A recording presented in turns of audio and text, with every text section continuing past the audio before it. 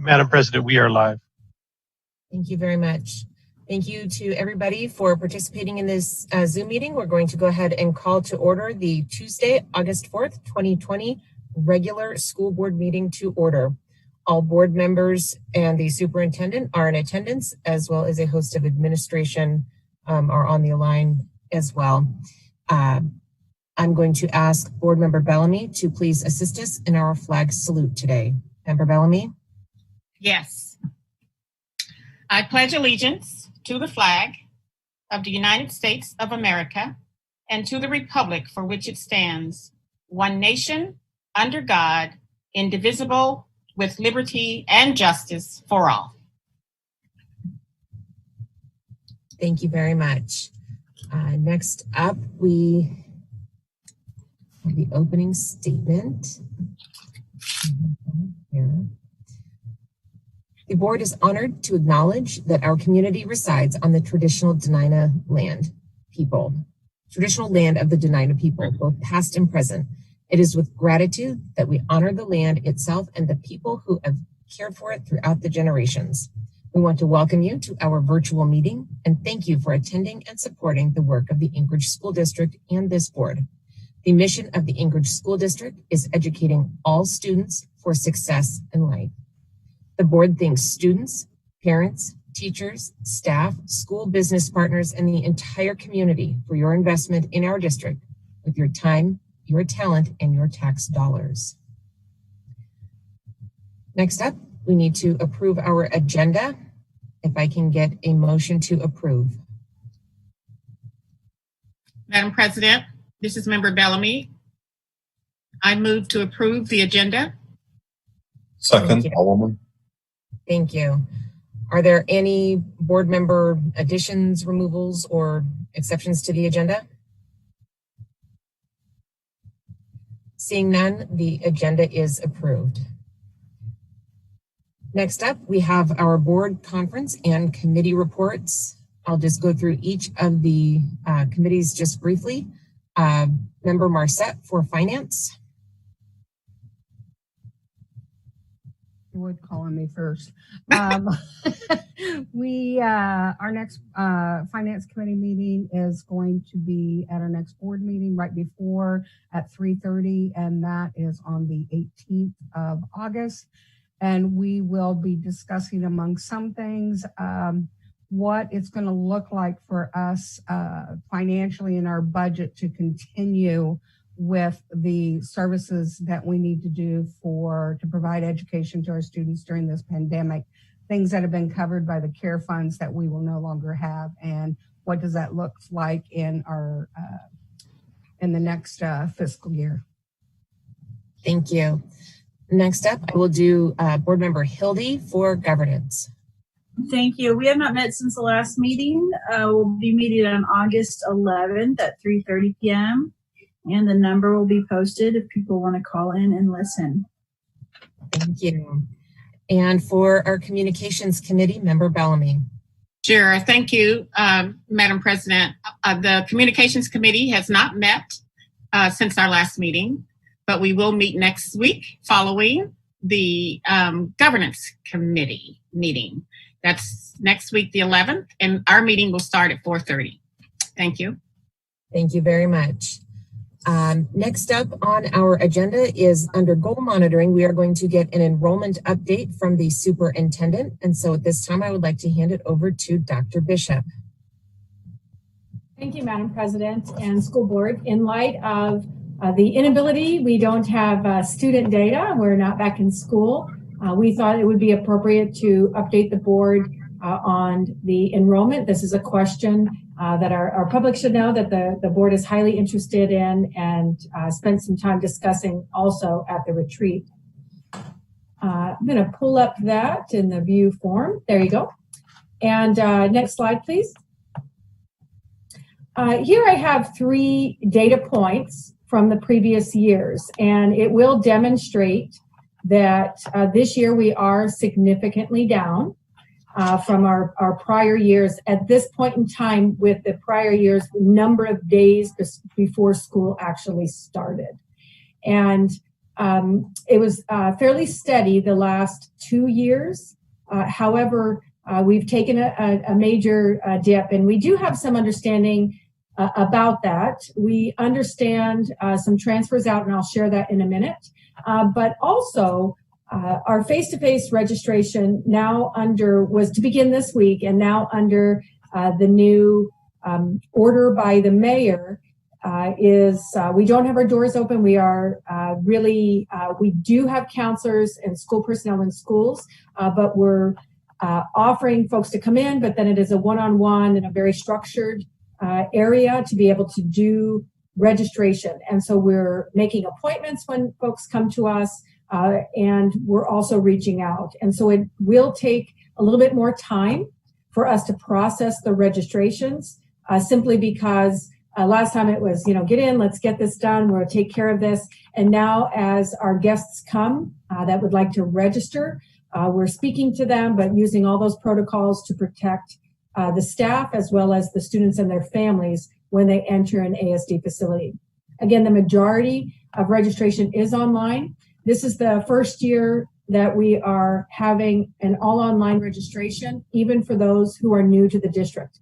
Prior to this year, registration online was very simple and easy, but the first time we did registration, we had a face-to-face, and we've changed some of those processes. So if you look at it, we are about 5,000 in this category down. However, we do have nearly 1,700 in process that just hasn't been processed that we need to call on. They were started registrations, but not completed, and they will enter into these. These are absolute completed registrations. And I'll share the next slide, please, to give you a mind's eye about some other data. This is what is of interest to us, and I'm glad that one of the reasons why we created the ASD Virtual, which is going to be a very powerful program. You're taking into account 2018 as well as 19 and this present date. These numbers are as of the 4th, this afternoon. And if you take a look, it significantly has changed from the number of students who are requesting migrating out. The requests, and if you see total from AK correspondence, that doesn't mean transferred in. That is the transcript requests from other correspondence schools in Alaska are 474. That means that 474 of our students who were here with us that we had expected are now in a statewide correspondence. Other schools totally outside of our school district and outside of Alaska correspondence schools. It could be a private school. It could be another school in another district in Alaska, and it could be another district in another school out of our state. So there's lots of different categories. That was 186. And those two categories together add up to the 660. And so the prior comments by member Marcette are becoming clearer and clearer that the revenue for the district is changing amidst really the pandemic and then parent choice in the best way to service their children, given that we are at a high risk model. Some other data that demonstrate our knowledge about this is we do have 43 unverified enrollments. These are rollovers from last year that indicated they are going to be with us. We will process those as well. The nearly 24,000 that you saw were those that the parents had already processed, selected classes, were able to really have that finished product. Now, registration continues to be open for the next 2 weeks. We are reaching out.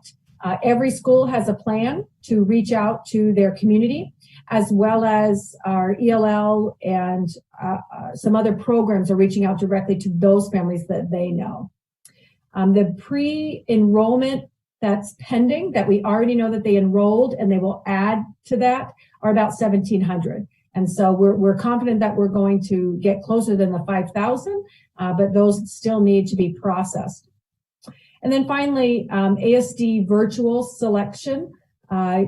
With the students that have already enrolled, nearly a little over 2,200 of them did select our own virtual program. And so we know that the blended model as well as the virtual model are interests of our community, and we're going to serve our community in their needs.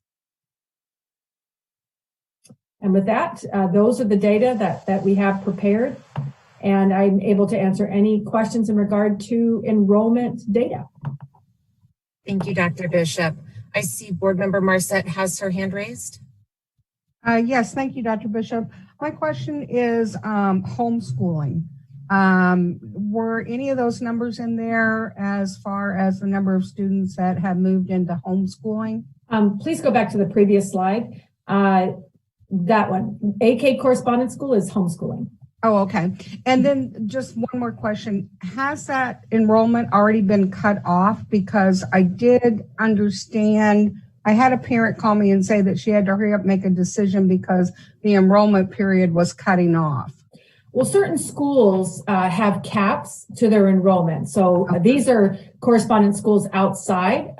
Really, if you think about it, the capacity to do an excellent job when you grow so big is strained. And so these different schools would have their own capacity, similar to our programs with immersion schools. So yes, some programs are at the capacity. They don't have the resources for additional students, but schools within the district that still want correspondence, we have that. That's ASD virtual. That's the correspondence home delivery model that is very similar. So there are still options open for that. But speaking to specific schools in Alaska correspondence schools, they may not be taking additional students. Okay, thank you. Next up in the queue, I have Board Member Mitchell. So some of this may be redundant, and thank you for this. So the 474 are students whose parents have requested their records be sent to a correspondence school that is not an ASD school. That's correct. And within the ASD, our traditional homeschool programs, Frontier, Family Partnership, and Paideia, are they still taking students or are they full? We have Frontier and Paideia continue to take students, as well as ASD Virtual, which is also a homeschool program. Right. So, so Family Partnership is not? No, they've reached their capacity. So parents could still join into the Frontier and the Paideia families. As well as ASD Virtual. And ASD Virtual, if I'm concerned about, I'm hearing about a lot of parents who are saying, I may just connect with a couple of other families and we may do our own thing. And that's great. Every family has to do what's best for their children. But I think that one piece that is not in that calculus is understanding, I think some parents, if they, they're very supportive of public schools, but if they understood the impact that could have on our district, they might reconsider that. With the ASD virtual school where they're connected back to their home school, that is then they're doing in this current scenario where everybody's virtual. I know we asked this question during the last meeting. Is the ASD virtual, let's say, Turn Again Elementary is my neighborhood school. If I decide, I don't want to be live at all this year, but I want my kid to stay connected to Turn Again, I'm going to sign up for the virtual school that's connected to Turn Again.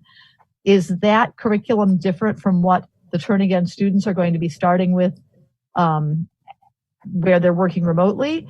Because I think that's a great question. Yes. So, and we're going to share with you the virtual program as well during the superintendent report. And in light of all the conversation that happened in the work session, this whole meeting was really to give overflow of discussions and understanding to the board about the plan. So as was shared in the work session, the teacher of the classroom on Canvas is designing the lessons that we have and can add to those and take off, and those can move with the student out of school as well as in school. Now, the ASD Virtual is really designed similar to an outside homeschool where students have a choice of the curriculum. They'll have a curriculum menu. They can pick electives. They would stay with that. And to your point, Member Mitchell, we are coordinating with several home care or child care facilities, that their new model, if you will, for marketing is taking care of school-aged children during the day. So there is a child care establishment that is taking in their 4 locations about 30 students and running small pods of kids, and they're going to assist students with their schoolwork. We are actually coordinating with them and training their daycare teachers to be able to facilitate that online learning through that virtual program. Because again, with that virtual program, you can set the time and the pace and the place and parents can select different curricula that go together. What we talked about with the model that's happening at school, there's absolutely synchronous times that cannot be changed. And with all the different grade levels, there needs to be a different freedom in that daycare center to assist parents in establishing a schedule that works for them as well. And so the virtual is that model. It is aligned to standards. Kids who finish the work and go through the program will advance. You can liken it to the courses that were aligned to our standards from Florida Virtual. Florida Virtual doesn't make their own curriculum. They actually, there's different vendors that source that, and the platform is there with Florida Virtual. Very similar with this. So there's personal choice that goes into it, similar to a homeschool for the virtual program. It's tied to the school because we wanted to some of the feedback from our parents was that this is temporary for me. I want to select an at-home just for a solid amount of time so I can plan with daycare. And then when I see that school's back up and running, or when there's, the virus is contained, then I will choose to go back when. We will most likely be out. We are the first quarter of school. The numbers aren't adding up for starting even before that. But the virtual school really wants a selected period of time. And then they also wanted to be able to go back into their specialized program. And so if you're in a school and you leave it and you want to go back into it when you choose to go back, we would like it that Florida Virtual is really the best program that's going to meet those needs, because it's going to keep you moving along in standards.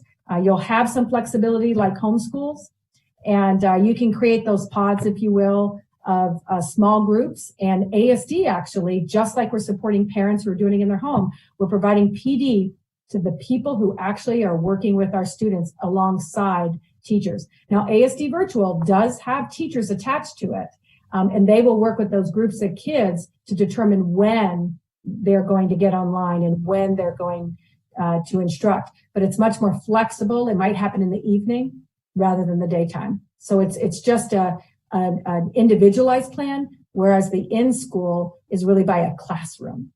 So the program that you were talking about with the 30 students in 4 locations, what age range is that for? School-aged, all school-aged. So it's K through 12? Mm-hmm. Okay. I don't know that they would need 12th graders, but probably through middle school. Do any board members have any other enrollment-related questions? Because I know we're going to dig deeper into this in another section of the agenda.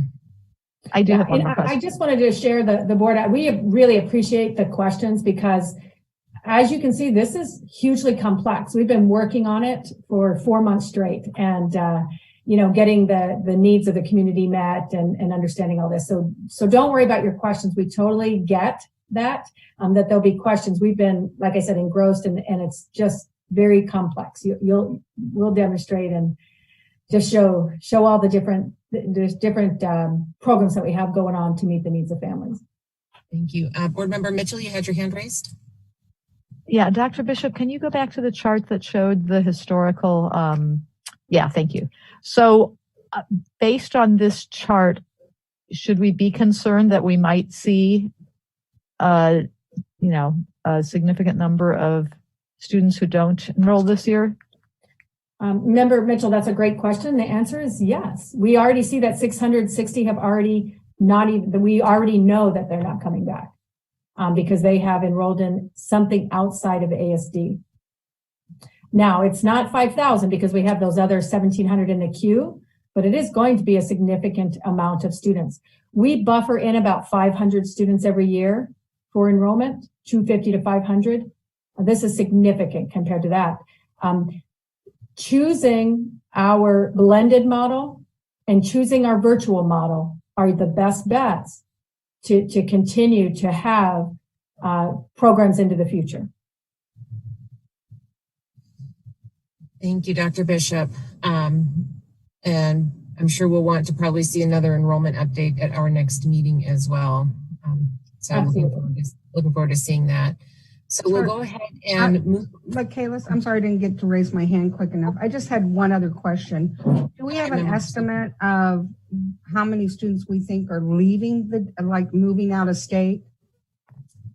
Through the president to member Marcette, if you take a look at this one, 186 are not in an AK correspondence where you could do it from the home that you're in. So a portion of those 186 may be people leaving the state or even moving out of Anchorage. Those were schools or a private school in Anchorage. So it still could be in Anchorage, but we could drill down more. We just captured all that we'd have to actually look at the forms themselves and to see where we were sending them to. But these are coded as out of the correspondence. So they could be those three places: out of state to a school, out of our district to a public school, or to a private school, either out of state or in state. Yeah. So I'll just make a comment as a realtor. What we're seeing is booming market. People are buying, but the people that are selling are actually leaving the state. So that could impact us. Thank you. Board Member Donnelly, you have your hand raised. Thank you, Madam President. I don't want to have anybody think I'm making a post hoc, ergo prompter hoc, statement here. But I am concerned and wondering about what kind of relationship this exodus has to what we failed to do last spring, and that was to have any minimum standards on our instructors for providing teaching to their students. And have we done any survey at all out there in the community to try to identify what the causes for this potential out-migration is? We did a survey of parents about what they were choosing, but I don't know that we had a why about that. Mark Stock, if you're online, did some of those questions where they selected their programs have the why or the other comments? Can you speak to those? Yes, Dr. Bishop. So through the president, yes, there were questions regarding basic general pieces, but not specific to ASD.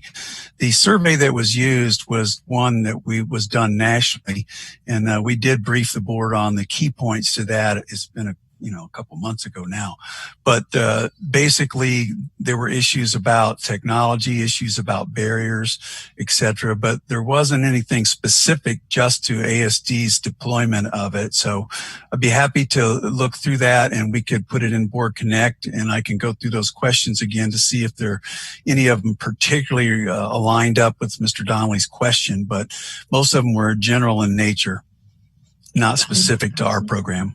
And through the president to member Donnelly, specifically, we have been communicating and marketing that what we are doing is not turning a program from in school, turning it on a dime and changing it over. It actually is a robust program.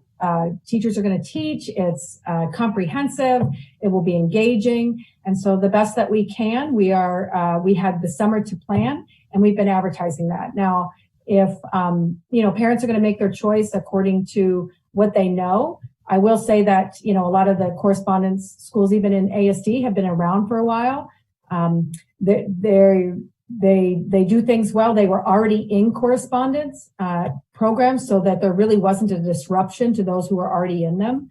But when parents and everyone went to access our schools, turning around a program in about a week, 10 days was very difficult. I feel successful in that we were able to do something. Some districts just shut down.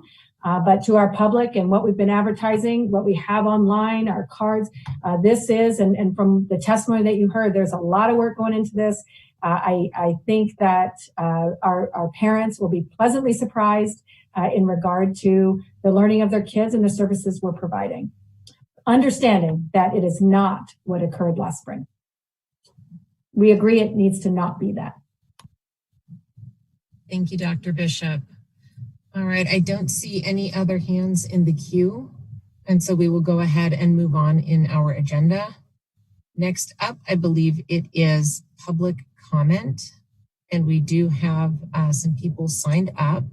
I'm going to read a quick statement for the public. With the ongoing COVID-19 outbreak, it has become clear from developing events in the municipality and the state that in-person testimony presents too great a public health risk. The school board and district staff are taking necessary steps to allow remote testimony while continuing to broadcast and record meetings in accordance with the Open Meetings Act. The board welcomes public comment on non-agenda and non-action items. We value public comment as it ensures that we remain aware of public thoughts, ideas, and concerns and informs our decision-making process. The school board encourages anyone wishing to provide public testimony to sign up in advance for telephonic testimony or to email written comments by 2 p.m. the day of the meeting, and these comments will become part of the meeting record. There is a 1-hour time slot at the beginning of the meeting. Testimony in excess of 1 hour will be heard at the end of the meeting or may be submitted in writing. You will have 3 minutes to testify. When 30 seconds remain, a bell will ring to inform you so that you can finish your sentence. Additionally, it is not our practice that board members answer questions or engage in discussion with members of the public. This is your time to speak and our time to listen. The board will consider all information shared by the public, and when deemed necessary, issues raised in testimony will be referred to the administration for follow-up. And going over to my list, we have Candace Diama, if I'm pronouncing that correctly. Candace, are you on the line?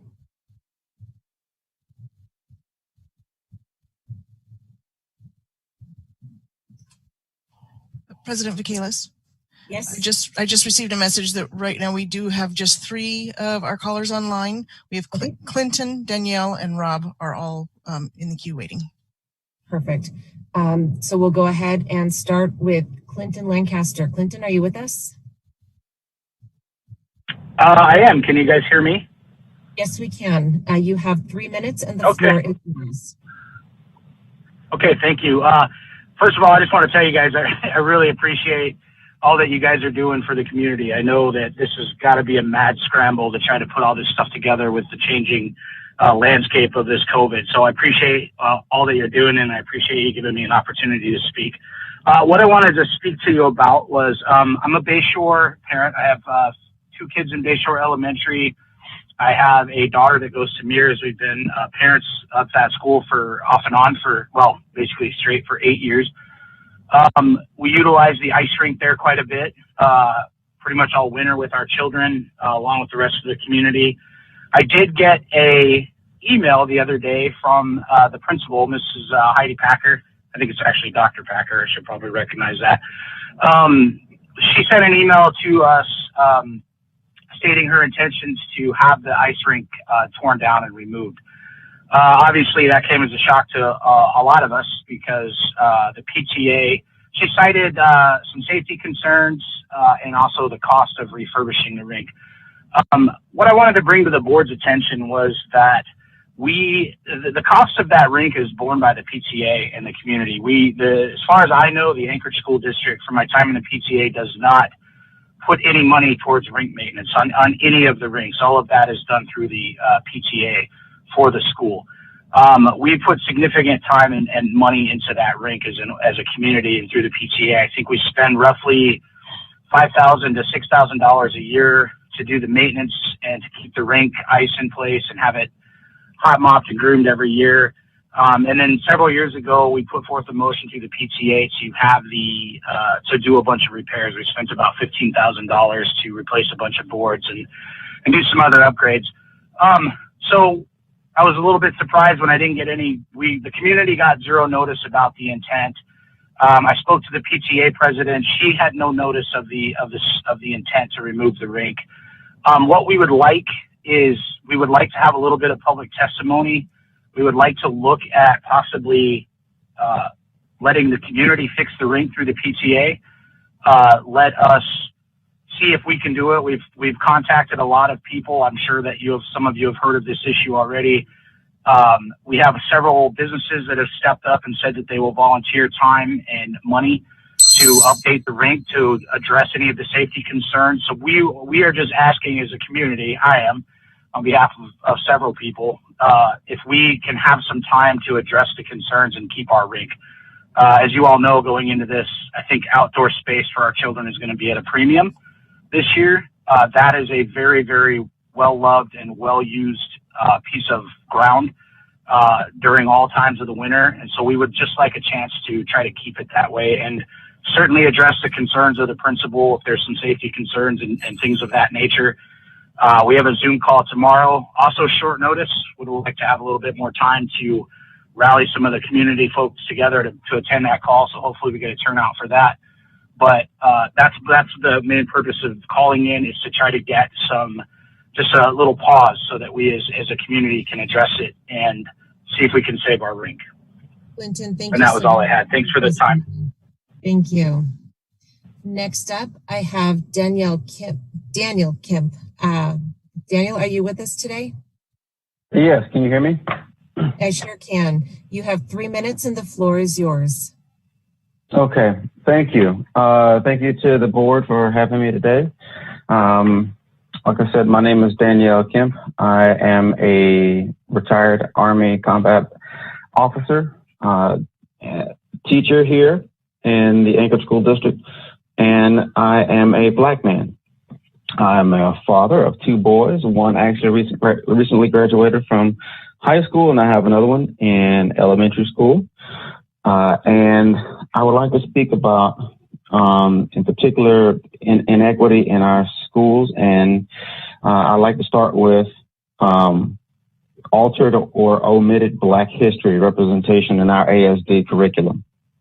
My mother taught me in Pontotoc, Mississippi, and she taught me for 4 years of my high school life.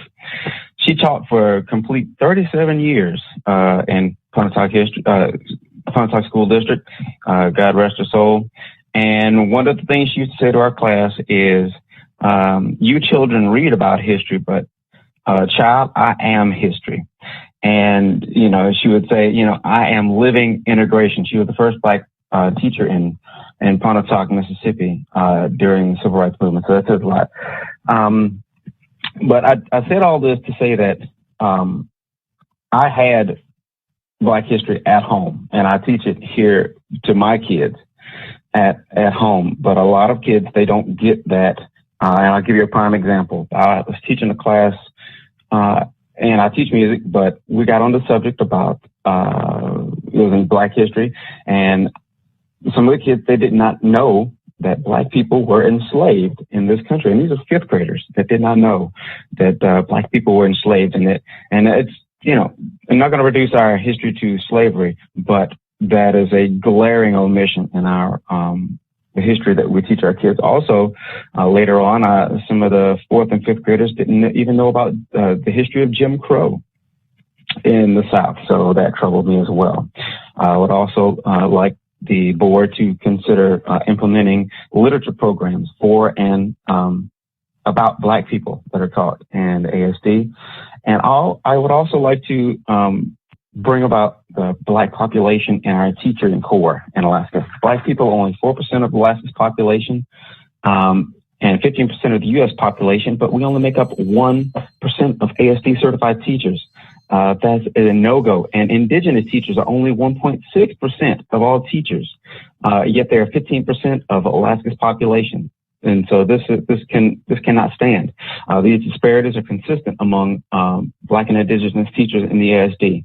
For example, I work at Russian Jack Elementary, where the non-white student population is 92%, yet the teacher population is over 88% white. So, and a matter of fact, I'm the only Black teacher along with a Black counselor there at the school. And so we're the only 2 Black people at the school. So I would just like the board to consider some sort of hiring incentives, working with the local unions, and because I know the UAA is unaccredited now, their teaching program. That it happens. So please know that I'm willing to work with you with any teacher incentive program that we need for our Anchorage School District. Thank you very much for your testimony. Next up in the queue, I have Edgar Blatchford. Edgar, are you with us tonight? Yes, I am. Thank you. You have 3 minutes and the floor is yours. Thank you very much for allowing me into your school board meeting. My name is Edgar Blatchford. I live in College Gate, and I've been a resident of Alaska all my life. I teach at the University of Alaska in the Department of Journalism and Public Communications. I also teach a class in the history of Alaska media, and so I think I have a good bearing on what happened in the territory of Alaska and how people were erased from history in perhaps more recent times than they were in the early part of the last century. I think it's very, very important that people be included regardless of their race or color. But I'm particularly fascinated with how accepting people in the territory were of other people. And it was more, and except, for minorities, I might add. But as a teacher of newspapering history during that time frame, many Alaska Natives, many minority groups, African Americans, Hispanics, Asian Americans, were ignored, or their contributions to the territory were erased as we moved further into the modern times. And for whatever reason, I think it is a shame that we allowed that to happen.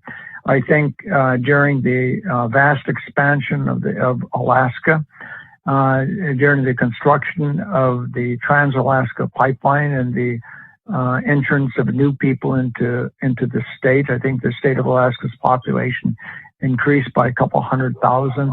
But the 200,000 people who arrived to join the 500,000 Alaskans, or less than 500,000, had a very significant impact on how we taught culture of the place. And I think a lot of the history of Alaska needs to be rediscovered. I think we need to celebrate the contribution minorities made, particularly African Americans, Asian Americans, and Hispanic Americans. I'm a big supporter in some of the significant contributions made by minority groups. And in fact, just a quick story here. If you go to downtown Seward, you'll see there's a statue of a Japanese American who arrived in Alaska in the 1880s, jumping ship off the coast of Northwest Alaska and settled in with the local people. His name was Jujiro Wada. Most people do not realize that he was instrumental in the Iditarod Trail, the mapping and the adventure work that was needed to bring gold from Nome, Alaska, through the Iditarod country down to Seward for transport from a ice-free port to the lower 48. But that Iditarod Trail was blazed by Jujiro Wada in the early 1900s, and he was basically erased from history. So let me just close with that. Thank you very much. Thank you so much for your testimony and for calling in tonight. Next up in the queue, we have Rob Larkey. Rob, are you with us? All right. Yeah. Thank you guys for having this meeting tonight and letting me on. I appreciate it very much. I'm just talking on the concerns of the Bayshore Ice Rink. I've coached 12 guys in the NHL, numerous Division I players, and so on, been in hockey myself.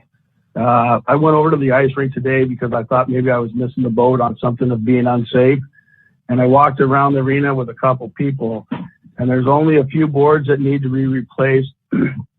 at this time, and actually a paint job and some fencing mended, but it doesn't seem like it's very unsafe to me at this time. I'm coming with a solution to this problem. I know the school district doesn't have the funding and stuff, so I've been outreaching with Mr. Chuck Cobb, the representative here. He's on board with us. I've had several communities from IBW come over, want to take a look at the lights, some other contractors wanting to get involved, help with the pavement and stuff. Basically, the community in Bayshore wants to have the chance and opportunity to meet with the district to see what they seem is unsafe, and what we need to do is the funds and the manpower to put it together to redeem this ice rink and put it back to code or somebody's whatever to make it right. And just found out today that we're having a Zoom meeting on Wednesday. I mean, I talked to Mr. Cobb, Representative Cobb. He would like to walk around with some people from the ASD, maybe even the school board too, so we can walk around and see what really the problem is with this ice rink at this time and what we need to do. For it to be taken down this fast when the weather's changing and we're scrambling to try to put everything together. And at this point, I think we had 800 people looking at the Facebook.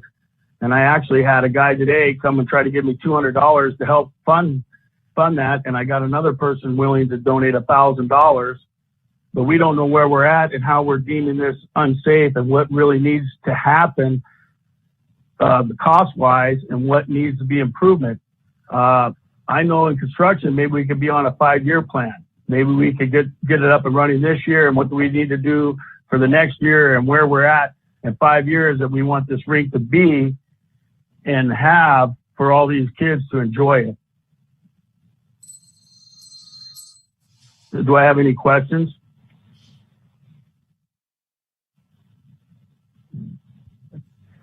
Thank you very much for calling in tonight, Mr. Larkey. We appreciate your testimony. That is the end of the telephone call-in testimony that we had signed up and that called in tonight. I believe there is written public testimony that is attached to the record that I encourage everybody to go out and read. Next up on our agenda is the superintendent update. And at this time, I would like to hand it over to Dr. Bishop. Thank you, Madam President. I'll see the slides getting queued up. For this time, knowing that the work session would take some time, we've placed in information about the ASD virtual program. We will, though, we cut the slides from special ed because that was a specific ask by the board. So we'll look at ASD in school program there with special education. We'll follow up with that with questions and then do ASD at home with the virtual. We have a brief FEMA update. And then of course at the non-action item, we'll have the whole Smart Start plan for comments as well as additional questions to answer, and each, in addition to what we're presenting really on focusing on the instruction side and the curriculum side, the brief updates, 2 minutes each from finance, IT, operations, and HR will be given to the board to understand, and that's when we'll tackle, I put the request in, Member Holloman, to ensure that your question is answered. So we'll do that at that time. So without further ado, I'm going to turn this back over to Mark Stock. And then once we get back to the ASD at home, I'll take it over. Thank you, Dr. Bishop, and to members of the board. So the one section that we didn't have time for was to talk a little bit about the ASD in school special education program. So with us tonight is Mrs. Anderson, who is going to talk a little bit about what that student and teacher experience is in this high-risk environment for special ed. So Cindy? Thank you. So President Michaelis, Dr. Bishop, and board members. It's a little difficult I'm going to reference back to our previous 4 o'clock meeting, but so when we're looking at special education, many of our students are attending general education classes. And so students with disabilities many will expect a very similar experience as described with elementary and secondary. We're working closely with elementary and secondary to develop plans around services for kids that will extend beyond what they will be provided in the general ed course time or in the Zoom sessions, and we will be addressing goals and objectives on their IEPs. So we want to make sure that we are addressing all the goals and objectives. We may be looking at a different way of how we deliver those services, but we will be addressing all the goals and objectives. And related services. So we also have what's called a continuous learning plan that's part of a prior written notice. We've developed a way for teachers to be able to, teachers will be contacting families. They will be walking through with families the services that will be provided to meet those goals and objectives, and they'll be documented in a continuous learning plan when we're in the high level or medium level risk levels for instruction. Related services will be provided through teletherapy and Zoom sessions, as well as collaboration with parents, but also with general education and special education teachers during their Zoom sessions as well. They'll be able to enter and participate and support in a breakout room or whatever is needed, or they will be able to provide one-on-one service. We've also created and developed additional online student trainings. So our students will be able to go in and learn how to use Read Write, Google Chrome, and Equatio to help them with their access to their learning. These two programs provide the ability for kids to go in and gives them a way for the documents to be read to them. It builds vocabulary lists. The Equatio helps them with their math work. They can write it, and then it will create it into a formula for them. It will help them to access formulas and be able to work on their math a little bit easier. We'll continue our behavior supports for families, as well as we'll be doing individual and group instruction as needed to make sure we are addressing and making progress on goals and objectives. So we can go to the teacher experience. And again, working with secondary and elementary, we've developed our expectations, and so teachers will be able to view and know what their expectations are for special education. We are in the process of finalizing our detailed guidance to our special education staff to be able to meet our obligation for free appropriate public education. That guidance is extensive, but it's been created to be a way for teachers to understand their role in developing the continuous learning plans, what we need to do for assessments, what we need to do in meeting parent needs. Training will also be provided. We're starting this week with our department chairs, and they will be provided extensive training on that guidance and also how they can better support the special education teachers as we move into this red risk level instruction. Special education teachers, we're creating extensive trainings for them as well to meet compliance as well as instructional supports. And please know that we have also reached out and gathered a lot more resources than we had earlier in the spring. So we're pretty excited to bring those forward for students. Just know that IEP meetings and eligibility meetings will be held via Zoom as we did before in the spring, and we found that they worked really well. We're able to put the IEP up on the screen and be able to work through issues and questions on those IEPs with families, and many of our families have asked, can we continue Zoom when we go back face-to-face? It was really helpful. So I'm excited about that. Additional guidance for secondary will be provided to adjust the 3 classes per quarter and how to address goals and objectives with flexibility. We do need to make sure that we are continuing to work on goals, even if math maybe isn't a course they're taking in second quarter. Let's say math is first and third.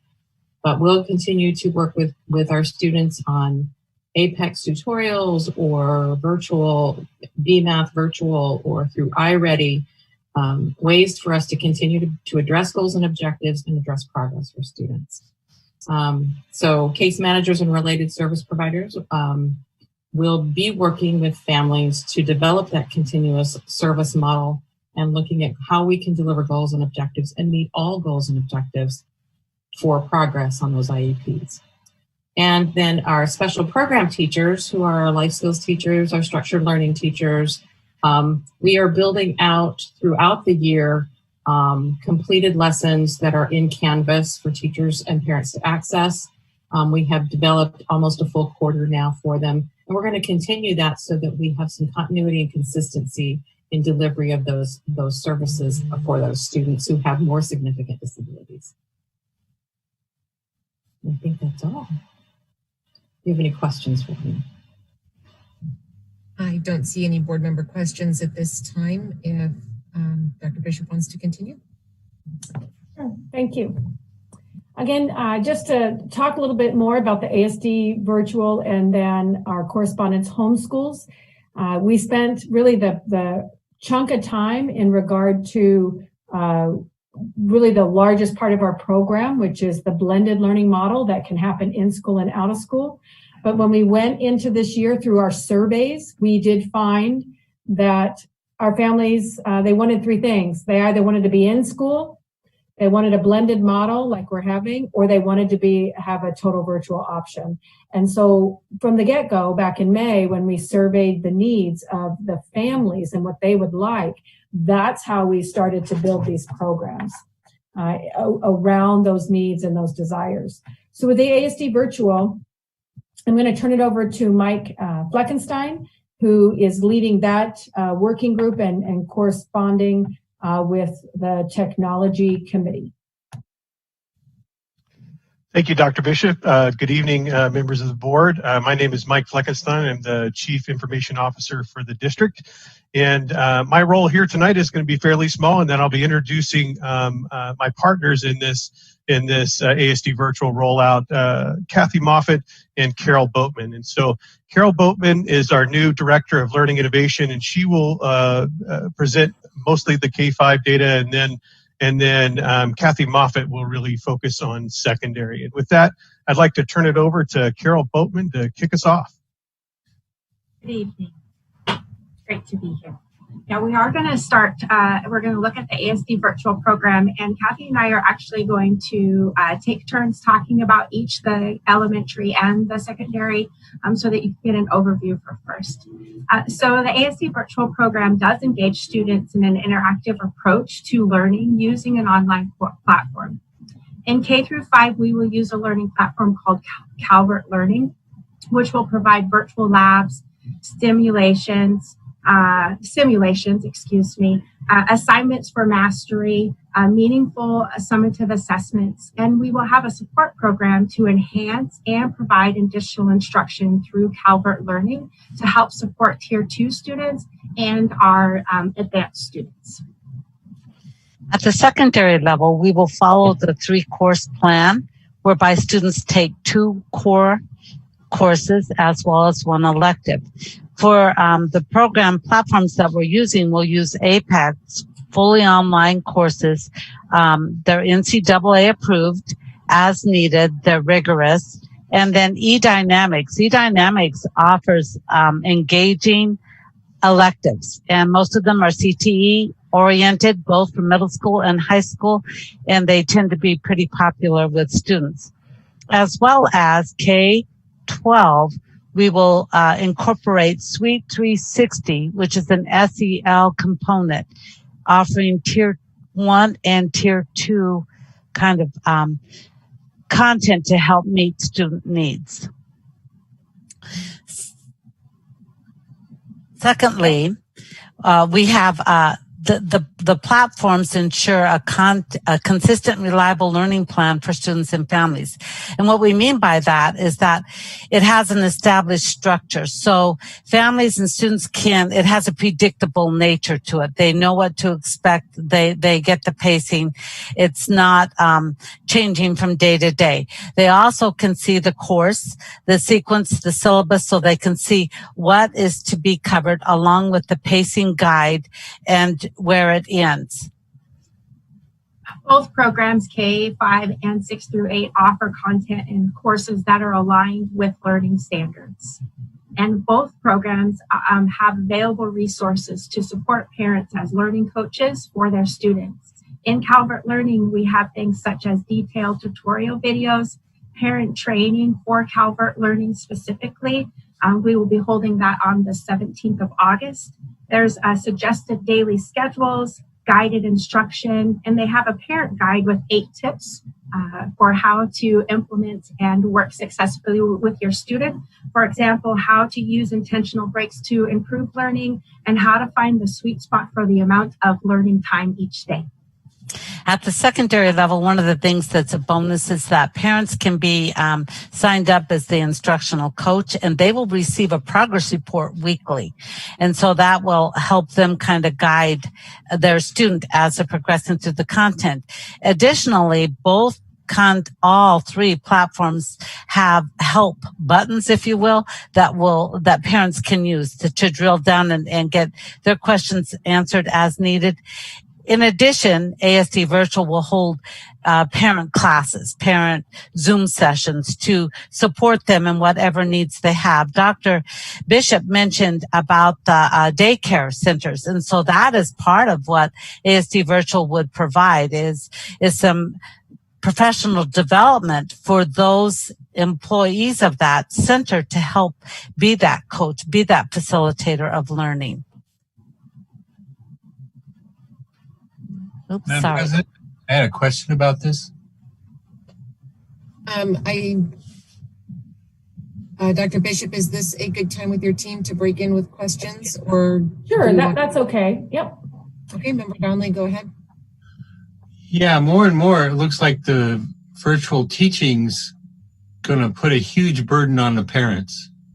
It seems like we're shifting the responsibility from our teachers, our employees, to the public and to our parents. And there's going to be parents that are going to try their very best, and between trying to have a job and do everything you just laid out, expectations of parents, they're even the best of folks might not be able to do this. And then our kids aren't going to get the education that they would if our instructors were doing this. That's a great. I'm really concerned about that. And it looks like this whole plan shifts the burdens from our teachers to our parents. Our parents are already paying taxes for the school district. I'm really concerned we're just dumping it back on them. And what they're paying taxes to do. Yeah, that's my question. Sure. So here it is. And since you're highly familiar with Florida Virtual, and again, we shared the need by parents. Some parents want the teacher in the classroom to assist, to teach, to get online. ASD Virtual has teachers as well, and they're going to be ASD teachers. And similar to homeschool, this is more of a homeschool-driven program, Member Donnelly. And so these are for parents. This program is for parents who, rather than register for an outside the district homeschool program, they're able to choose an in ASD virtual program. So the fact that this is an absolute choice, it's very similar to Florida Virtual that you selected for your children this summer that you shared, with us. And so it is a different program, but it's a choice program that parents have asked for. In fact, 2,200 parents understand they want a homeschool correspondence type program. This is providing it. They want teacher assistance for courses and teacher guidance. So a 3rd grade student will still have a 3rd grade teacher, but they will liken their experience more to an individual learning plan or an ILP similar to correspondence school. They'll get to select the electives that they choose as a family, similar to the correspondence school. So to your point, yes, this is specifically designed to meet the needs of those parents who wanted this type of program. Now, they would have to perhaps have some type of organization for childcare or want to do this. Our parents that want more flexibility in the learning and the times of the learning are selecting virtual teaching. Our high school students with parents who they might travel some, they might not be here and be able to log into every Zoom session or even have connectivity at the time that we want, are choosing the virtual, where they can get a solid education. They do have, they need more of a coach from a teacher to help them to correspond daily, to grade their work, but that they're really choosing It's at their instinct or their need that they're saying, you know what, we need more instruction on this. And then the teacher would organize a learning session, but they can work at their own pace and place. So specifically to your question, that's why this is very different than our blended learning, which actually has teachers teaching in the traditional model just from home, where this virtual program is likened to large-scale virtual programs around the country, as well as right here in Alaska. And what it is, it's an in-district choice that parents can make, going in with their eyes wide open about what they're asking. So it still is face-to-face Zoom sessions as needed, self-paced assignments and quizzes, online discussions. All of those things are there. They're just not happening. They're happening more organically with the families because they want to take that more instructional view. Very similar to how homeschool correspondence works. That's why this program is in ASD choice for that type of program for a parent. So a lot of those home correspondents also provide some support to the the parent. And that is exactly on this page what Kathy was going over. And she can read those for you. Yep.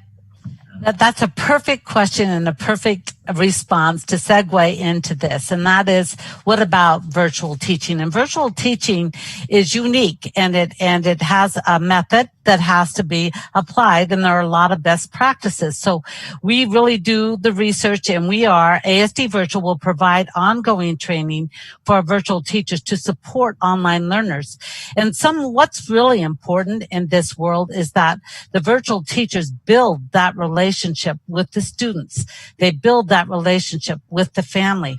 They have to know how to encourage both parents and students. And part of that is with the student is setting up almost goal setting. So students are part of their learning. They're setting goals for both the pacing as well as achievement. And they're really processing individually why that was difficult or what. And teachers learn, how can I support you? For example, you might not have the background information needed to complete this task. Well, then the virtual teacher will go back and bring that forward and help them.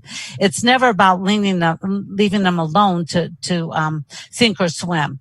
The other thing that's critical is that teachers provide explicit feedback, both for students in the mistakes they might make as well as the successes they might have. That feedback is oftentimes we say feedback is the breakfast of champions, that we encourage that and that we provide that in the online platform. And ASD state certified teachers will use a variety of real-time and self-paced activities to engage students in their learning, which may include face-to-face Zoom sessions. For instance, K-5 teachers will provide synchronized lessons for English language and math, and they'll be recorded for families, and families may choose to attend the meeting live or access it at their own pace and their own time. There will be self-paced assignments and quizzes. There will be online discussions, both text and video, and there are supports for online materials. And Carol, back to that explicitly to Dave to just answer that is for our primary. There will be our elementary teachers will be asked to do a live session, both in math and ELA, every day, and that will be recorded so they can use it in an asynchronous manner. But that is also that we have to provide that explicit teaching, especially in those early grades, incorporating the science of reading and learning to read. So another key component for the ASD virtual is that parents and students get to stay with their neighborhood or choice school and have that connection. So parents and students will continue to receive school communication.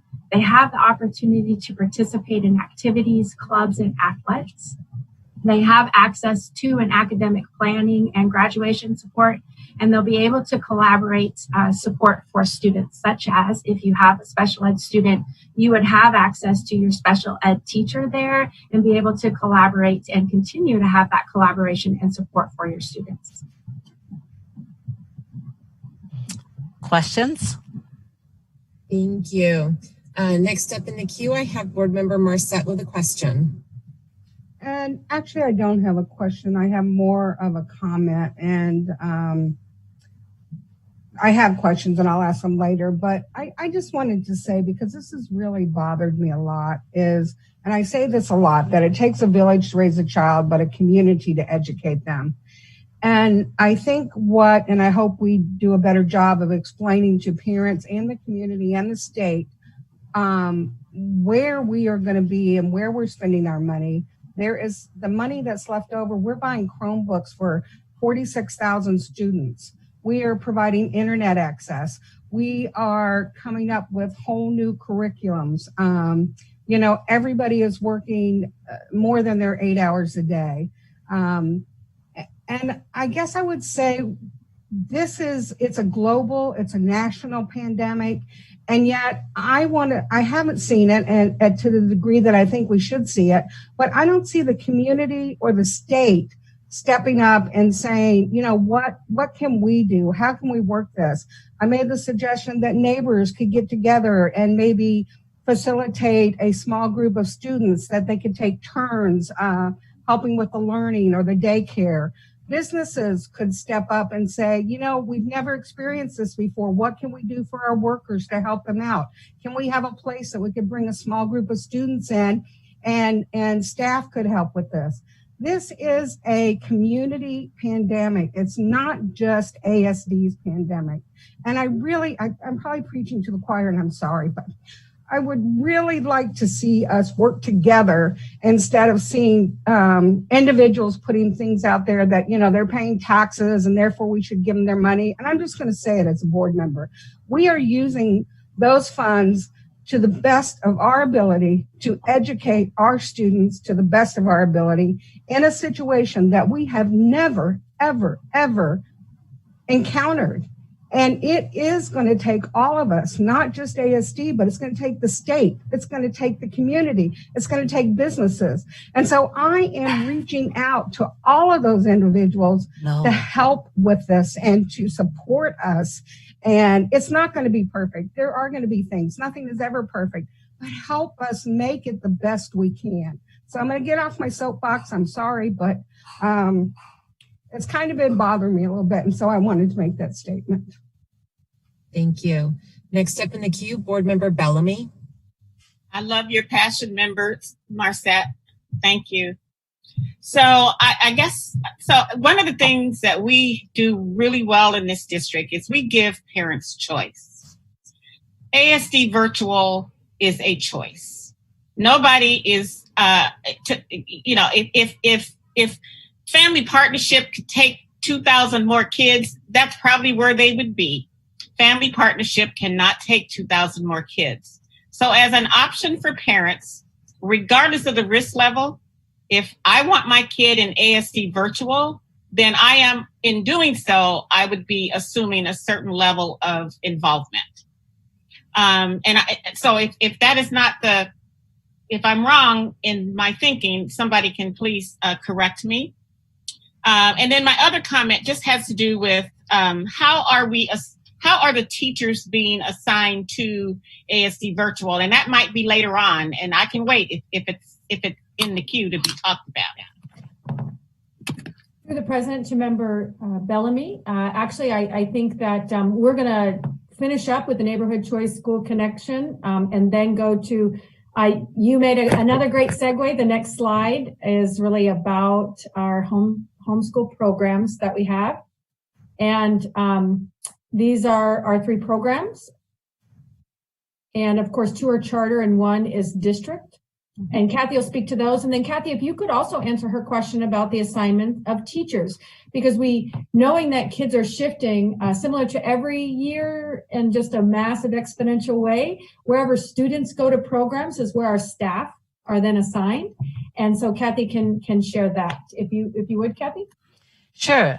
Great question, Margot. And for staffing purposes, in ASD Virtual, we're looking at seeing where students are coming from and seeing and making sure that we've met the needs of our schools, of our comprehensive schools.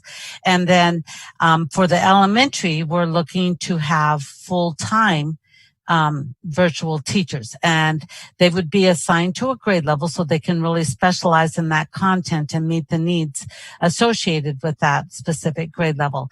At the secondary level, it will be more on the content, so the courses, and it will be looking at teachers that are certified to teach in that content area. And it will be making sure that the comprehensive schools needs are met first, and then they might allocate, if you will, for one of the 3 blocks of time, a teacher to the virtual needs. And so that's kind of a shuffle game that we'll be working on, and doing that with the staffing. The partnerships, Family Partnership, Frontier, and Paideia, there are our correspondence homeschool options, as well as ASD Virtual is a homeschool option. And Family Partnership and Frontier will operate a little bit different because they're charter schools. And so they're looking, with what their capacity is to accept students. And then we move to Paideia, which is our district correspondence school. And with Paideia, we're working closely with them to see what the requests are from our families. And then we will do all we can to support their needs and meeting those requests and meeting the needs of families.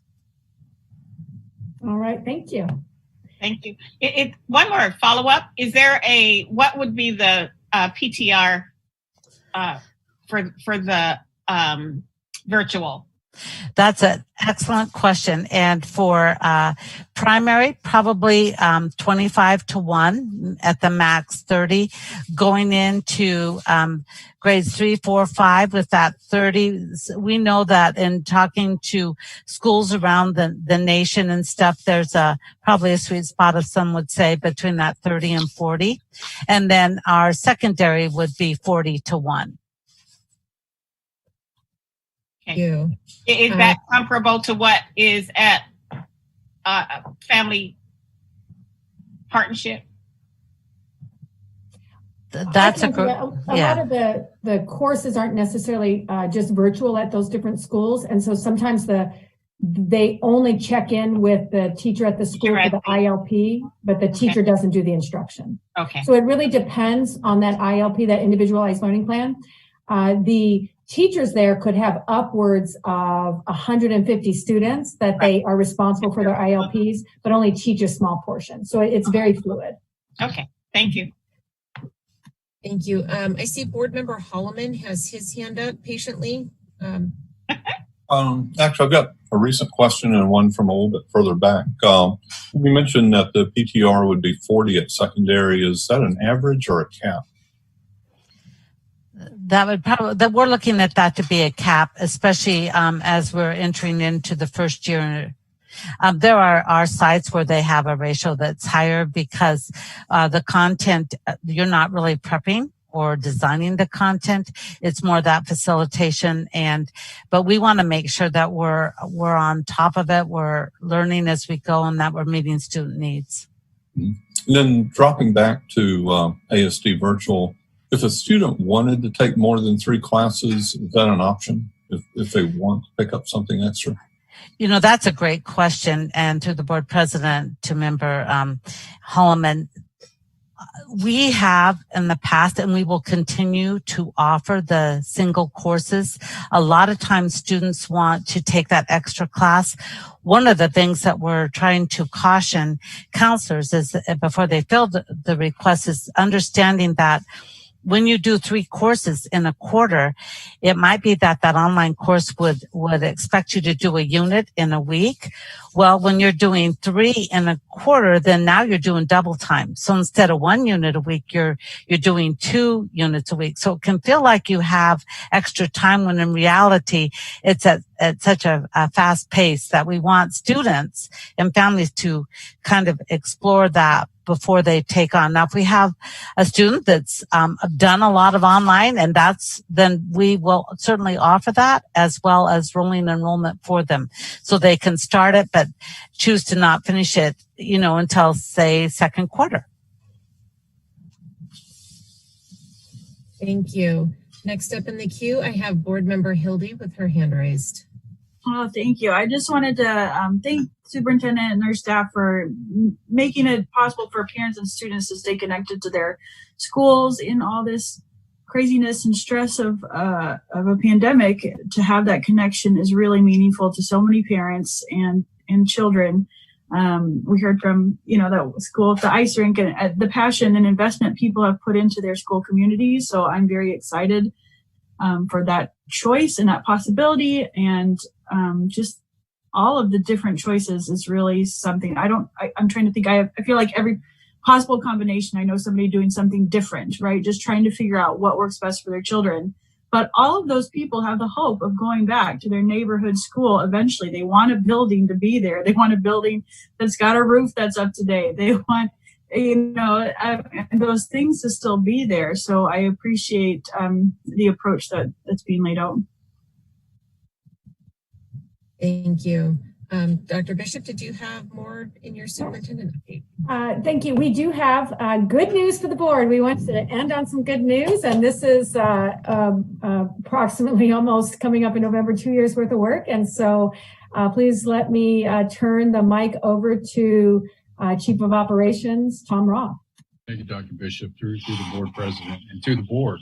So I just wanted to provide a very quick update. So earlier this week, the district did receive confirmation and validated in the FEMA portal that FEMA has approved a request for a waiver from the waive and maintain or obtain and maintain insurance requirement, which is great for us. And I want to commend a tremendous amount of work that's been conducted here really for the last 18 plus months by George Michaelis and a very small group of dedicated folks that have been chipping away at this all this time.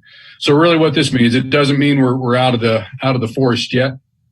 We still have to negotiate numbers, with FEMA as we continue this process, but it does allow us to move forward and recoup potentially tens of millions of state and federal assistance dollars in this recovery without the need to obtain and maintain insurance. So I just wanted to pass that word, and again to give credit where it's due, and that team that's been pulling this together. So thanks for that opportunity. All right, Madam President, that concludes my update. But again, Smart Start is not over. During your non-action, you had requested also remain there for open discussion and whatever else we can serve our board with understanding the bigger picture. Thank you. Thank you. And I see real quick right at the end, Board Member Marsette's hand came up. I'll just go ahead and let her ask her question real quick. Thank you. I do have a question. We had at one time talked about having parents come into the schools or students meet their teachers. I'm sure that's not an option now, but what are we doing to communicate how this is going to look, and how are we going to educate our parents on how this is going to look and operate?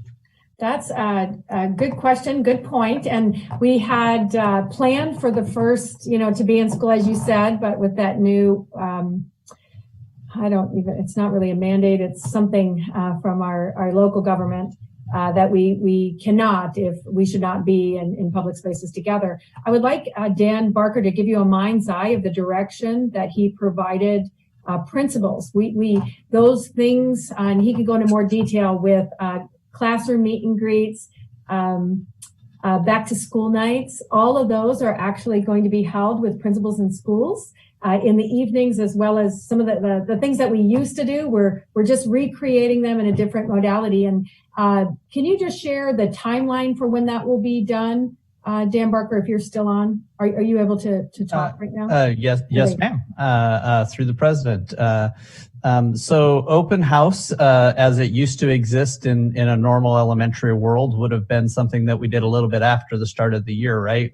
We would do, in most cases, that would be broken up into a couple of events. There'd be something that families often would think of as the ice cream social, where you come and you see the class list and you meet the teacher, you get a basic understanding of where you're going to line up, and then you come for your first day of school. Then you're in school for a few weeks, which gives families a chance to meet the teacher and develop some of their questions. And then they come into the building and go to the presentation and go to each classroom. We're flipping the order of those, so to speak, and we're doing them all digitally. So we have some principals already, and others are adding as we go, who have already opened up multiple Zoom question and answer sessions for families. Some of them have done them via Facebook Live. Some of them have sent them out through our Blackboard messaging system to their communities. And some of them have done them as pure Zoom sessions just in response to questions that they've gotten. This gives them a chance to talk with families about here's what our educational options look like if you haven't made that decision yet, and connect back with them.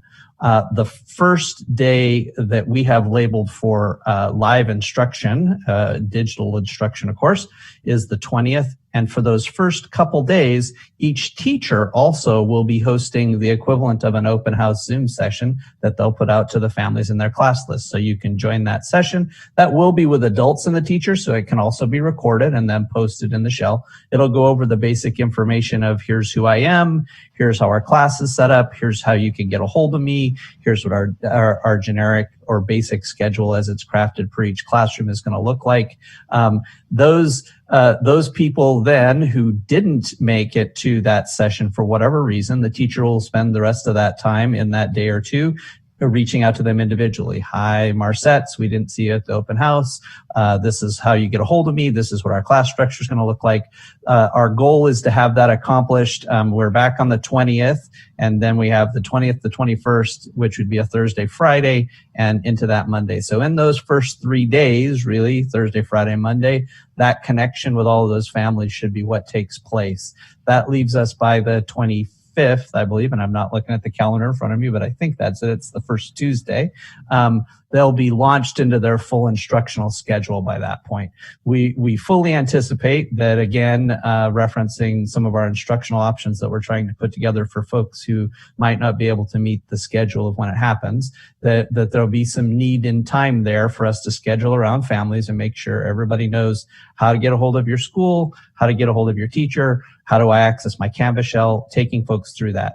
Then once we get to that 25th, we've laid out a good week or so of really solid activities that are about reintroducing kids to school practice in this lane. And this is where a lot of the social emotional activities will come in, as well as some of the initial first of the year assessments to get a sense of where we're at academically. That'll phase us right up into that Labor Day piece, and we're off and running. Obviously, as families are added to school enrollment groups, or as folks have questions that may generate just based on the personal circumstances they're trying to navigate as a family in this situation, those things will get crafted and tweaked and pulled back and forth. But that's the outline of that first handful of days and how we hope to be able to connect with families. A key component of this for all principals is that outreach piece, and knowing that, hey, if this group of folks weren't able to access this information, I'm going to offer it another time. I'm going to record it. I'm going to post it. I'm going to do everything we can to reach out to them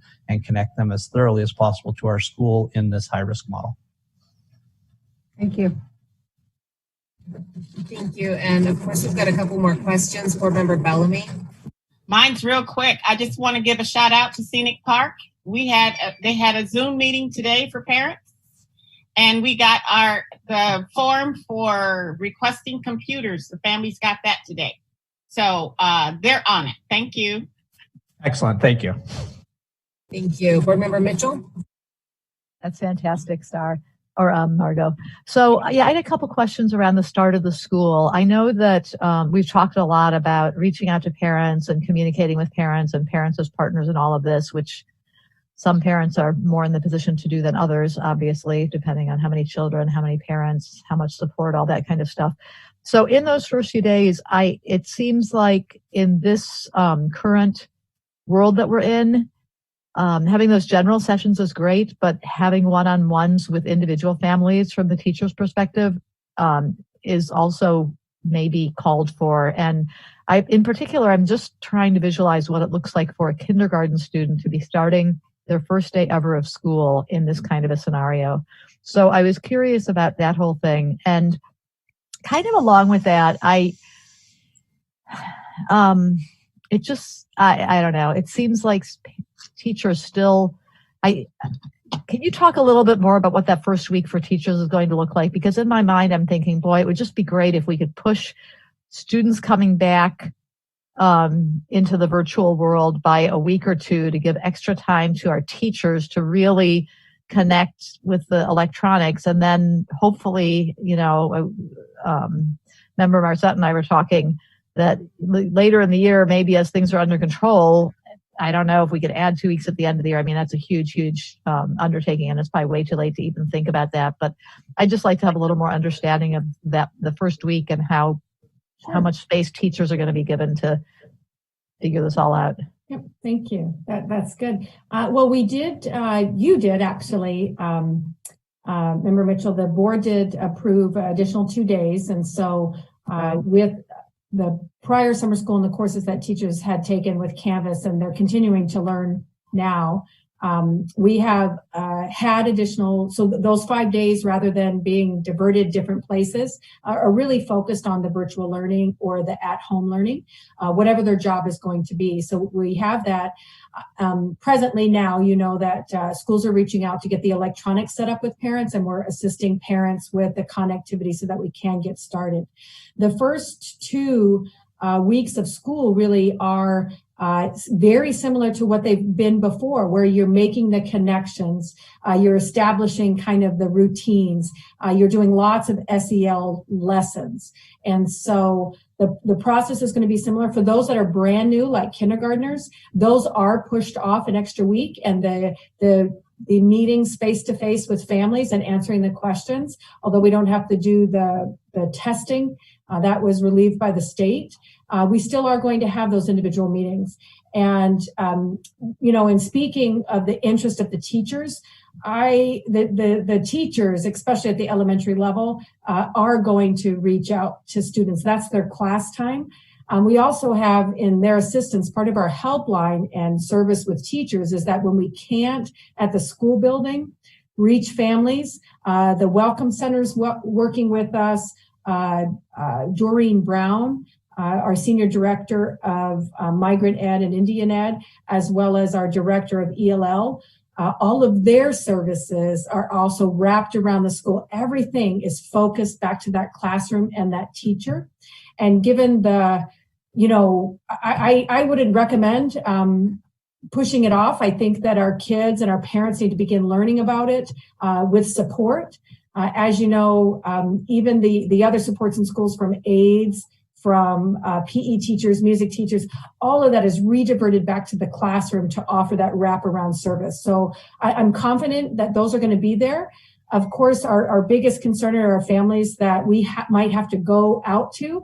Our 7-4 helpline is set up to get that. If the teacher can't do it him or herself, but they know they're supposed to have, that's fed up through our system to have the support here to go locate. If we have to do in-person identification, our outreach with, our security guards are to really reach out, create those relationships, and do that. So very, very similar to our beginning of weeks, where we're not just, okay, here's what you're going to do, and this is online. It's really that engagement and that connection with kids is needed, no matter whether you're face-to-face or you're face to a screen in Zoom. It is about relationships and connecting and understanding routine and how to communicate with each other. So I really don't worry in that capacity, because I trust our teachers. Our teachers have the same concern, and they've worked with us on this plan. They've been with us on this plan. And so they care deeply for their students and they want to be successful as well. They didn't choose the pandemic. And so, while last year was a turn on the dime and some families weren't satisfied, certainly it wasn't enough. It was what we could do at the time with what we were given, but we've planned for success. Yeah, the one advantage we did have last year is that the teachers and the students already had those relationships, and now we've got them, anyway. The year is focused on that, just like any other given year. It's really focused around those first 2 weeks, especially with the SEL lessons. It's good to hear. Thank you. It is a concern, but we planned for that. Thank you. Next up in the queue is Board Member Hildy. Yeah, and just kind of building off what Member Mitchell was talking about, I value the one-on-one instruction, and we've gotten to see it with my own kids this summer, very successfully done. Even with a teacher that was brand new. Some were pre-existing, but one was brand new, and I don't have to participate. As a professional and just watching that person do their skill, Zoom one-on-one is really, it's been very effective. So not that that's my first choice, but it's certainly able to work. And I hope that families and teachers get, more accustomed to doing some of that. I heard tutoring. I like that, the small group instruction. So in addition to those 30-minute, capsule and, Zoom meetings, I hope there's opportunities for that one-on-one or small group instruction, because I've observed it to be very effective. Thank you. Next up in the queue is Board Member Marcette. So just one final question, and that is on the Chromebooks. I know that we had talked about that they were on order, but that are we going to be able to get Chromebooks to everyone who needs them before school starts? And I know our goal was to provide it to every student 3rd through 12th. That's good. I'd like an update. Actually, I think that was part of this afternoon update on the Chromebooks, or not this afternoon, sorry. The second section, IT will give an update unless you'd like that quickly answered now. But he does have an update, and I believe that might be in it. Okay. That's it. On everyone's mind. It's working now and figuring out how to get them to kids too. Yeah.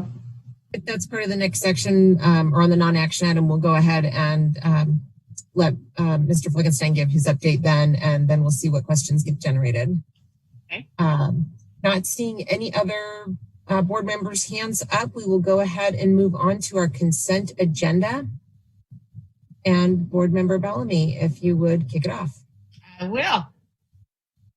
So, Madam President, I move that we approve our consent agenda, memorandum 004, which is the personnel report, our minutes from June 2nd work session and June 2nd regular session, and that is it. Second, Holloman. Thank you. Katie, at this time, would you please do a roll call vote for us? Certainly, Madam President. Member Bellamy. Yes. Member Donnelly. Yes. Member Hildy. Yes. Member Vacalis. Yes. Member Holloman. Yes. Member Marcette. Yes. And Member Mitchell. Yes. Okay.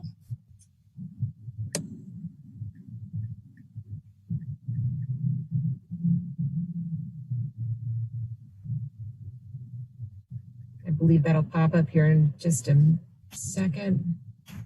It should pop up momentarily, but there we go. Thank you. All right, the consent agenda passes, 7 yeas and 0 nays. Next up, we have our non-action. We have 2 items, and the first one that we will pull will be the school start update, and Dr. Bishop will take that over. I do just want to go on the record real quick and just let everybody know I have to jump off of my almost dying laptop. So to facilitate this discussion and the rest of the meeting, I'm going to call in from my phone, but I am going to ask the Vice President Bellamy to please facilitate the rest of the meeting. I'll be participating, but it's really difficult to lead from a phone. And so I'm going to turn it over to her at this point and to Dr. Bishop to introduce the school start section. Okay. Dr. Bishop? All right. Thank you, Madam Vice President, Madam President. This section was I wanted to share with you, just start off with the broad overview and an update from each of our chiefs, if you will. Again, I'm going to ask Mark to speak again to just have any other ideas instructionally that might be kind of the business side of the instructional house. But each of the chiefs is ready to give an update in their area, because along with the curriculum and instruction, which is the heart of what we do, we also have to think about all the safety measures and feeding of students and hiring of staff and funding the district. And so with that, I just want to turn that over, right? We'll start with Mike Fleckenstein, the Chief Information Officer, and this is just following in the request of Member Marcet. Thank you very much, Dr. Bishop and members of the board. I'm going to hit really 4 quick points tonight. The first one is in all of these areas are areas that we're focused on right now to try to help get school started off in the best way possible. And so the first one really is that virtual program I talked about.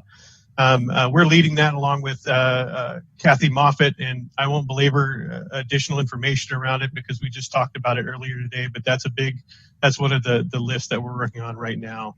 Device distribution and student connectivity. This is to Member Marcet's question. There are really 2 pieces to device distribution, and that is one, Chromebooks, so that they actually have a device to be able to get on and do the work, and the other is connectivity where needed. And so I'll tackle these 2 really in order. And the first one is Chromebooks. You asked if we'll have enough Chromebooks to meet the need at the beginning of the school year, and yes, we will. We don't have enough Chromebooks in right now to give everyone grade 3 through 12 a Chromebook, but we do have enough Chromebooks to give anybody that has a need for a Chromebook a Chromebook. And so that process has already started. We've communicated with schools and families around how to get Chromebooks. We're working the process on multiple fronts. And so right now, Board Member Bellamy talked about a form at the school level where we're asking parents to be able to connect at their school, to be able to get these resources, as well as our 742 helpline. We just opened that up a day ago, and we already have 600 requests for Chromebooks in that time period. And we will start to process those immediately, and we'll start delivery on the 10th through the same Stuber process that we used last year. And so we'll deliver those Chromebooks directly out to students. As far as connectivity goes, we've been working all summer to try to look at better options than the hotspots that we had last year. There were limitations with the hotspots around both cost and the amount of data that students could use. So over the summer, we worked with GCI very specifically, and we have come up with a plan to be able to provide cable modems to those students that need them. And what that really does for us is a few things. One, it provides a really stable platform for us to be able to give connectivity to students. It has unlimited data so that we don't have to worry about those caps on top. And it's about 1/3 the cost of a hotspot is the deal that we worked out with GCI. And so that allows us to be able to provide this service to more students who are in need. And so those will go out a multitude of ways. The first thing we're going to do really is look at the hotspots we already have out there. They're coming to the end of their data usage, and so we're working with schools and families to get those swapped out for a cable modem. And then in any areas where cable modems won't work, GCI does have some spots where they don't provide cable modem service. We'll reuse those hotspots from last year to be able to meet that coverage need. But we're going to move them over to GCI's network so that we get unlimited data from them at a reduced price from what we were paying last year on both AT&T and Verizon. Right now, we have about 157 requests for additional connectivity from our parents, and I expect that will go up over time. GCI has worked out a process with us where we can actually just get online and put in a student name and address, and then they will take information from us that we provided as well as their setup and mail that right to the student so that the student has the modem relatively quickly. It takes about a day or two, and then they're up and running. And we're doing this ahead of time for school as well. We can also deliver that device to them if need be, and so through the same process as Stuber. The next thing that we're working on right now is really deploying a lot of software to help support teachers and students in remote learning. And so the list is fairly long. I'm going to go through it really quick, just point by point so that you know. On the safety front, we're implementing both managed methods and Gaggle. And so this allows us to keep an eye on everything that's happening remotely and to provide a safe environment for students as they work in this online environment. Remind, which is a piece of software really good for teachers, parents, and students. It allows them to do a safe texting between small groups of students or directly one-on-one in a safe way, so they're not using their own cell phone to do this text. They're actually using Remind, and then those communications are tracked in case there's ever an issue. Remind also allows the teacher to be able to have what's called a soft phone and use that on their actual regular cell phone or on their laptop so that they can call parents and talk with parents and have a number that's not their cell phone number that they have to give out. And so that software will facilitate that. You've heard a lot about Apex, eDynamics, Edmentum, Zoom. All of those things are pieces of software that are being implemented for the fall, along with Newsella, iReady, Alex, Waterford. We went to an online signature system with PandaDocs and some remote access software for all of our staff. And so all of those things are in process right now, being integrated with our current systems so that we're ready to go for school start. And then lastly, I'd like to say that our project management office has worked really tightly with the instruction group and the whole district to plan this school start rollout. Really proud of the work that's happened there and really glad to see that team be able to provide some cohesiveness across entire groups of departments. And so with that, that's my update, and I'd be happy to take any questions.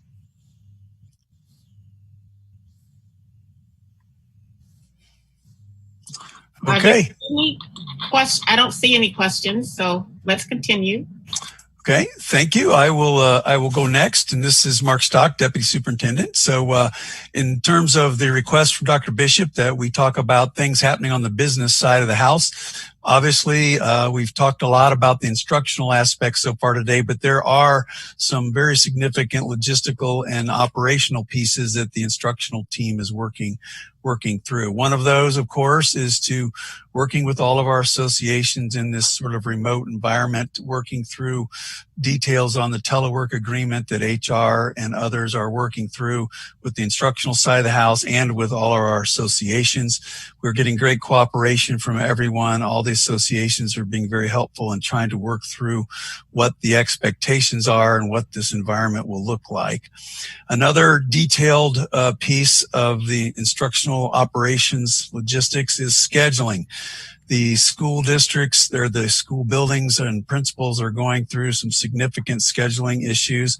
And the quicker we can have our community support us by getting online, getting enrolled, and at least trying to make an informed decision with regards to those options we've been talking about all night, that is one of the key drivers that will be driving the next step of logistics. So we do want our community to help support us by getting in and signing up as quickly as they can to make an informed decision. So the next step then would be staffing. This is probably the most unique staffing year I've ever experienced in 40 years. As you've just heard, there are already 2,200 families signed up for the ASD virtual. Every one of those students will be assigned an ASD teacher. Those teachers, those 2,200 students that are leaving the blended face-to-face environment now go to virtual, and then we need to reassign staff inside all those to be able to cover those virtual assignments. So those are the three major logistic things from the operational side of the house that we are dealing with. And so that's my update on that. And we can take any questions you might have over that from some of, if there are any. Thank you, Dr. Stock. I don't see any questions. Member Bellamy?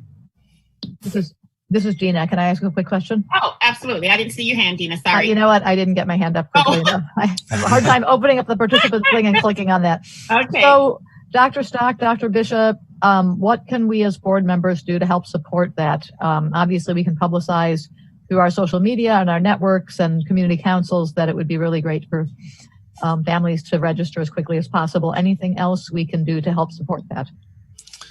Well, through the president to Member Mitchell, I think there's a couple things. One of them is really broad, and I know Dr. Bishop has talked about this whole community support in terms of the whole COVID safety issues, if people wearing their masks, doing all those general things as a community, whatever we can do as an entire community to get our schools back into some semblance of normality. So that's a big one.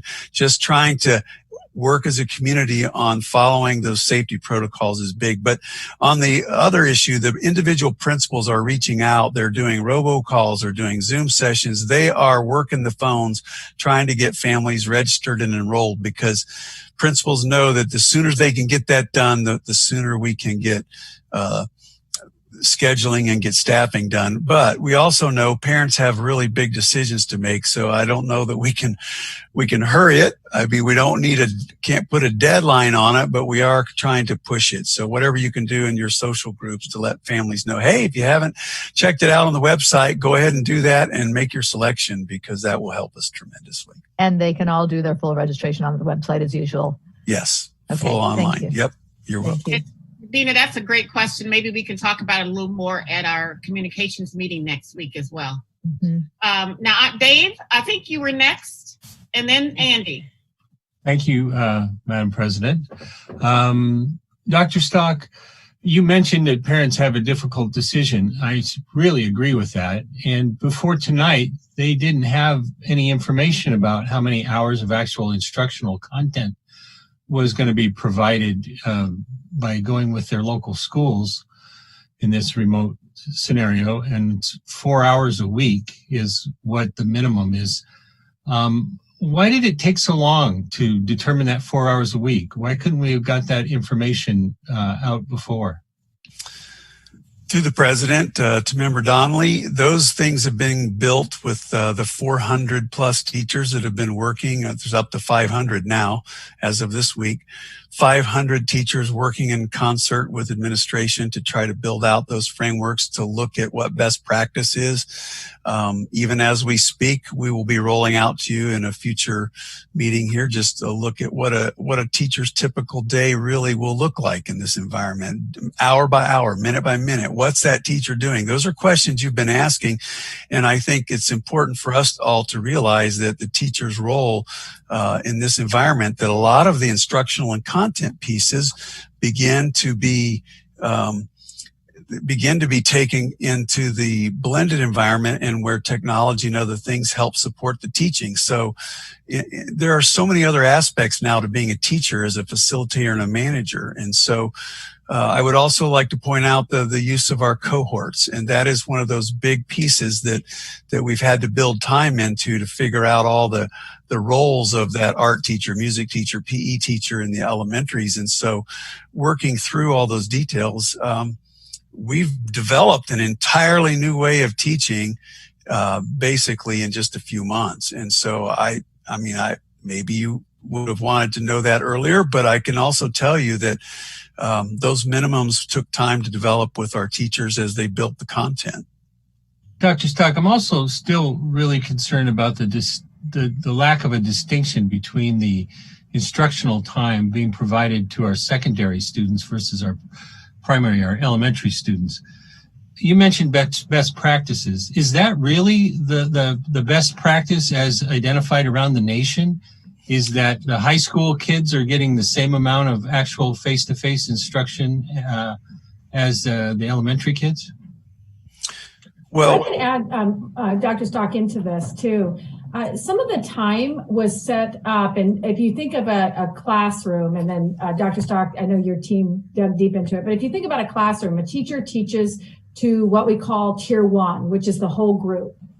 And then a tier 2 and a tier 3 is added with additional instruction. So not only are our teachers most likely in the early grades going to divide their classes up depending on the side into 2 cohorts to do 30 minutes with this group, and then they're going to work on their own. 30 minutes with this group, they're going to work on their own.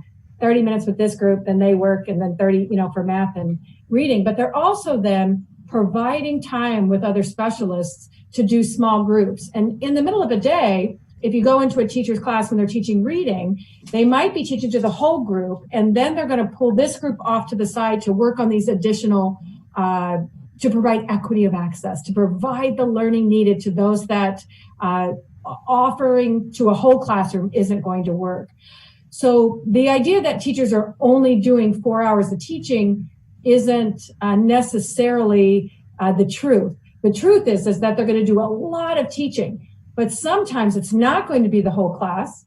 Sometimes it will be to those small groups to provide that equity of access and to meet those goals of learning that the board has set out in their strategic plan. We know that all get some and some get more. That's the philosophy behind the multi-tiered system of support. And so understanding that the instruction will match the progress of the student, and we needed to build in flexibility to do that. Otherwise, that wouldn't get done. And our learners that need it the most, our primary learners, are going to have the most touch, especially in the areas of those, the kids over here, they might not understand the vowels or the B sound or whatever. And additional instruction and work will be done with smaller groups. But again, those are based on the needs of students, just like we had in our classrooms.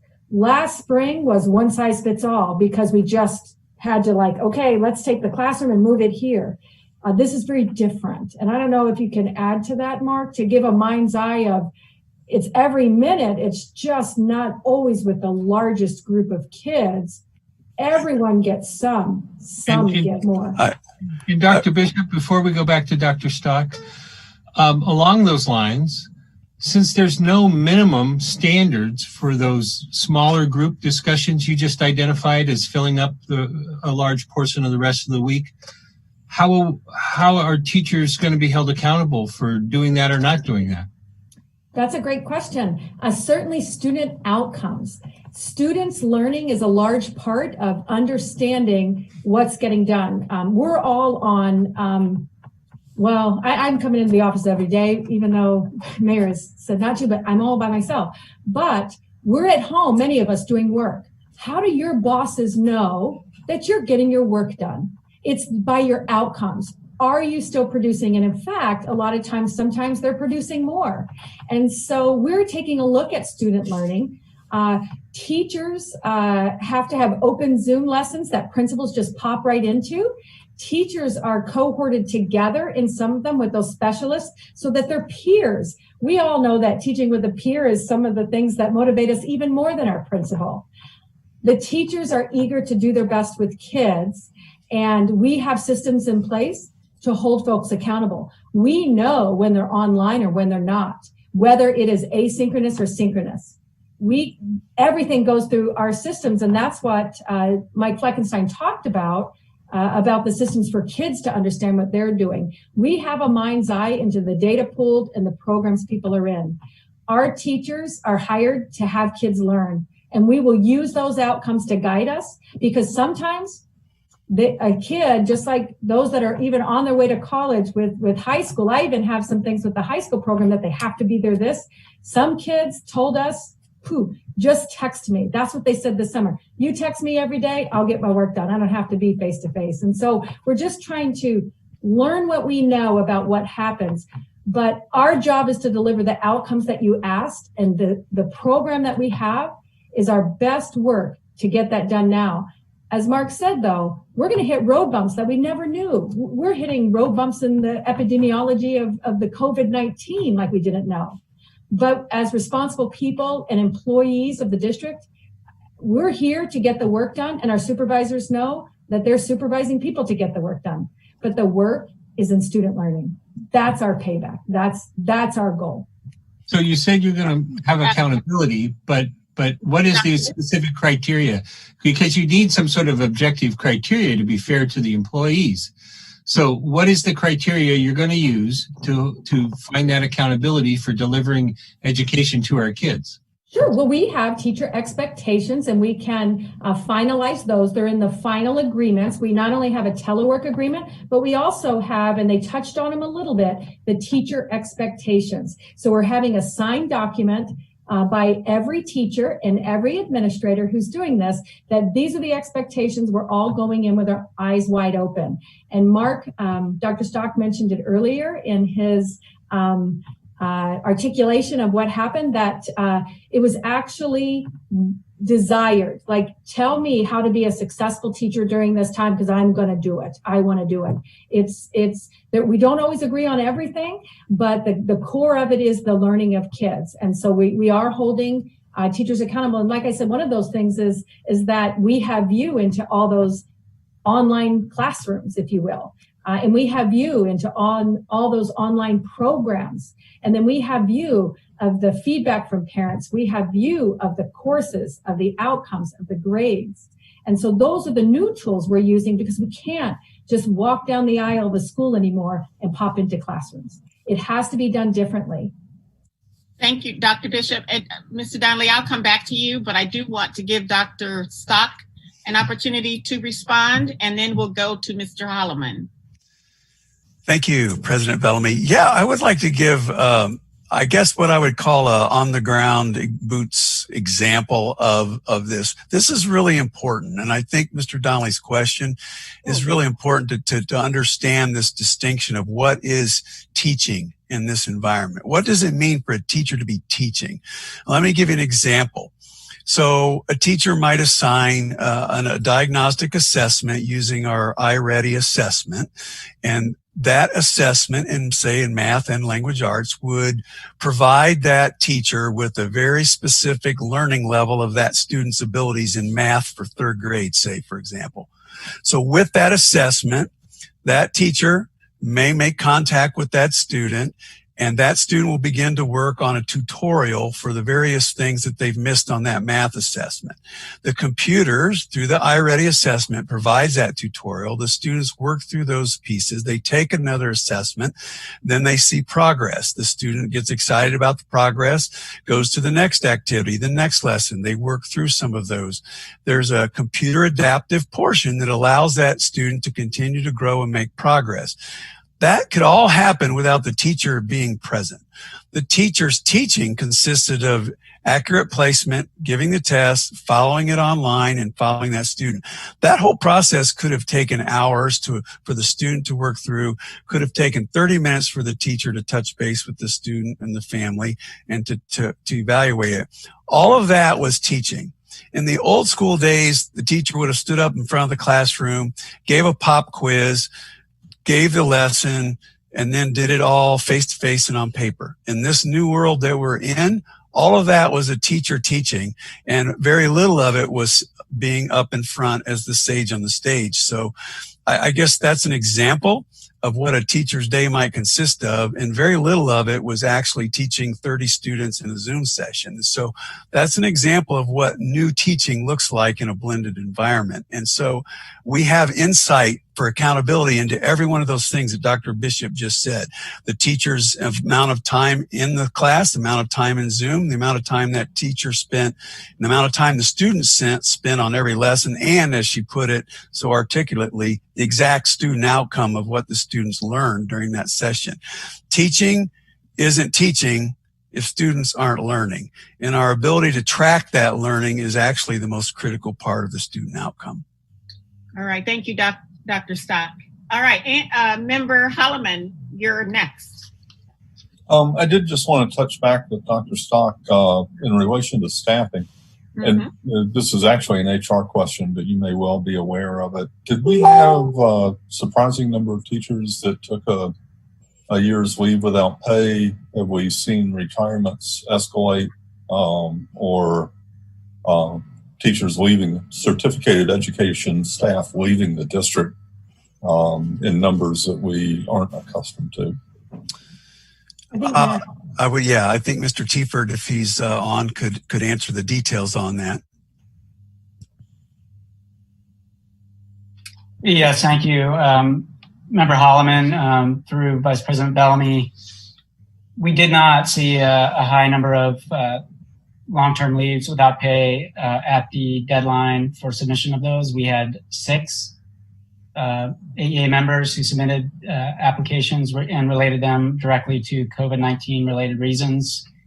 There were, in addition to that, a number of other teachers who had already put in for extended leave, about 2 dozen. So we're looking at approximately 30 as of the deadline that was July 15th. Subsequent to that date, I've accepted a handful more teacher resignations.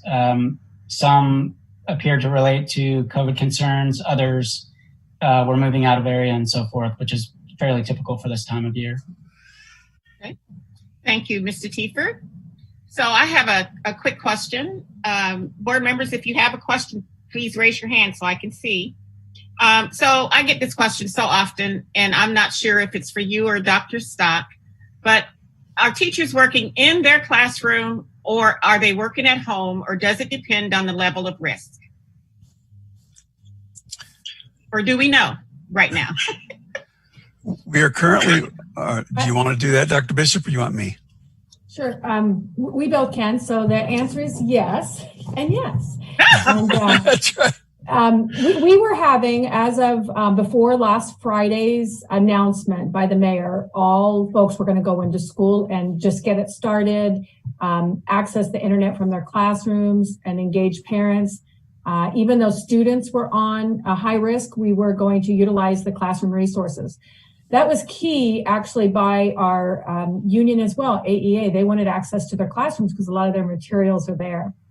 Since the mandate has gone out, you will notice we'll have a telework agreement that addresses that allows for that flexibility. We will have the buildings open. However, at the entry of the buildings, and Mr. Roth, Tom can speak to this, the same kind of health security questionnaires and temperature checks will occur with anyone entering the building.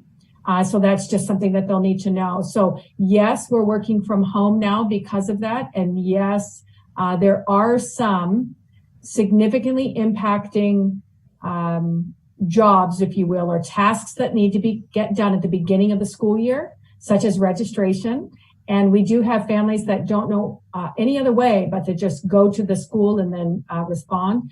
So through registration, we have a skeleton crew at each of our schools to be able to support our families depending on their need. But it is with those safety and security protocols, as well as with, once we see them, we want to make an appointment to make sure that there isn't a large crowd of people.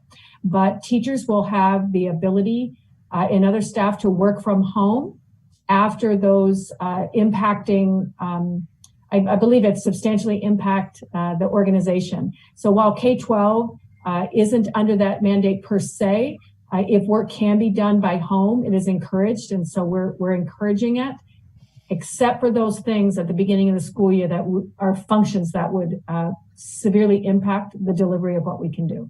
Okay, thank you. I don't see any more hands. So let's, actually, I have one more question for Mr. Fleckenstein. How are and I think you told me this before last spring, but how are we fitting, I don't even know the word, but making sure kids can't access bad sites when they on the Chromebooks? Are we putting in like firewalls or whatever? Yeah, so a multi-layered approach to that. And so if they get a Chromebook from us specifically, then we have 3 ways to limit their access. One through what's called domain name system, or the way they look up stuff, and then another back through our security systems that route in the district. And sort of a third layer is this layer I talked about a little bit earlier tonight with both Gaggle and managed methods that looks both at the content they're creating as well as malicious software or bad sites that might come up on the machine. Second to that, if we provide connectivity, because we don't know what device a student might be accessing that connectivity with, we have worked out deals with our partners to route that through a filtering system that we have control over back in their ISP center. So for instance, GCI is going to run all of that cable modem connectivity through an instance of a similar security device to what we use that our staff will actually manage. and make sure that they're getting the same kinds of policies on that connectivity that we provide as well. Okay. All right. Seeing no more hands in the queue or no hands waving across the screen, let's continue. Dr. Bishop, are you? Mark, if you're complete, we'll go to Tom, Mr. Roth. Okay, so through the president, through the vice president, to the board, thank you for the opportunity to give you a very brief update. So I think board members are familiar with what I've referred to as the prototype school and the prototype classroom in terms of preparation for return of our staff and our students to school. So even though the district is now going to start the school year in a high risk model, we are still moving forward, because we do understand that we are going to have people in our buildings with our plan to again establish the prototype school and classrooms, really with the intent to mitigate the risk of transmission of COVID-19 in our school buildings, and we'll achieve that through a number of different means. Primarily, it's through distancing, through protective equipment, and then improved sanitation opportunities and practices. So the update here is that we have begun the delivery and staging process of this protective equipment in our schools. We're breaking it down and providing the materials in the classrooms, and it really is consistent of the personal equipment, masks, gloves, signage in our schools. You may have seen, if you've been in schools, you've seen some signs, just kind of reminders of COVID symptoms, and then some of the expectations for individuals entering our school buildings, markings, and then some of the protective barriers. Again, you may have seen where we have plexiglass barriers in those locations where we're going to have staff interacting with community members. So that's ongoing. Our intent is to have that complete by the 12th of August. Some materials are still on order and en route, but the majority of items are on hand, and those are going into school buildings. So I'll end on that note. And again, like everyone, I'm happy to entertain any questions. Any questions, board members, for Mr. Roth? Okay. Ms. Mitchell. Thank you. I can't get to that hand fast enough. Okay. So to follow up on my question last time about the buildings and whether windows open, after I asked that question, I got quite a few emails from teachers who said, I don't have a window in my room, my window doesn't open. And then I think we also collectively as a board got a couple of emails, and it's so hard because it's kind of counterintuitive, but clearly there's so many more expenses to having the district pivot and run like this, and we can't obviously retrofit every building and their HVAC system. But I know that somebody sent us a study that talked about another organization that wouldn't even allow their buildings to open unless they had put in the air filtration systems. So I'm just wondering if we, and apparently one of our buildings, it was designed as a LEED, really highly efficient building, and the windows don't open, and at West there are windows that don't open. Is there any way to get a sense for will teachers, how is there any way to address some of that? So through the president to Member Mitchell, yes, and the way that we are doing that really is through the increased movement of air in our buildings, in our classrooms. And I'm the first to admit it's not going to be the same across all our school buildings because they're different. Opening doors, we have turned on our ventilation systems to move air in our schools, to try to create the circulation that replaces the air in a respective school building over a period of time. Do most of our buildings have some kind of filtration system? I'm sorry? Do most of our buildings have some kind of filtration system, or does it just depend on the type of heating that we have? Well, all the furnaces will have filters. Similar to your heating units in your homes, those get replaced. Well, except if I have hot water heat, I don't, right? But all of our buildings are forced air for the HVAC systems. Okay, that is filtered air. Okay. I'm sorry, I cut you off. You were finishing talking about some of the other things that you're doing. I think, Member Mitchell, that really is, it's about moving air and replacing air through the HVAC system and opening doors. I know there are some school buildings, some classrooms that don't have windows that can open. Again, it's, you know, we have a number of buildings built over decades that have different construction standards. So I guess the message is we're going to do our best with the means that are available to us to improve conditions in our schools. Thank you. Okay. Thank you, Mr. Roth. Are there any questions for Mr. Roth? If not, we'll continue on. Dr. Bishop? All right, I believe Matt Tiefer is going to give his brief update.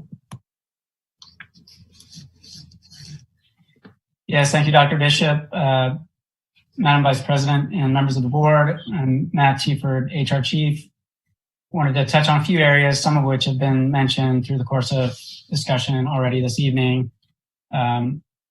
These are the areas HR is devoting high priority to. First of all, in the area of benefits, I think there was a question earlier about leave available to employees who may be experiencing COVID-19 symptoms or being required to quarantine.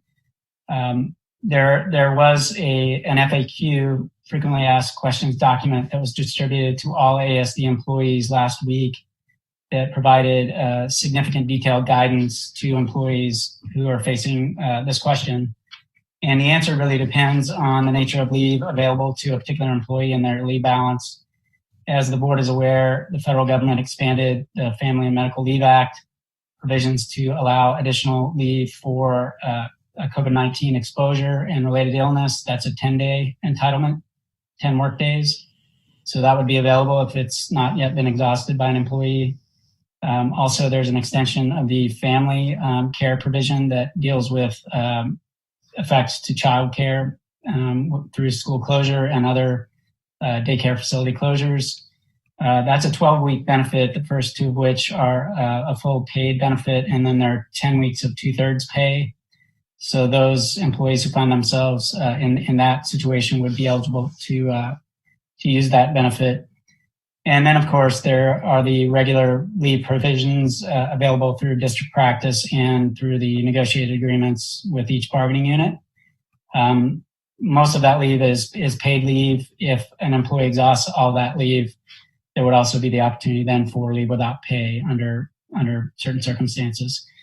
So there are a number of leave options. Those, again, are covered in the frequently asked question response about that.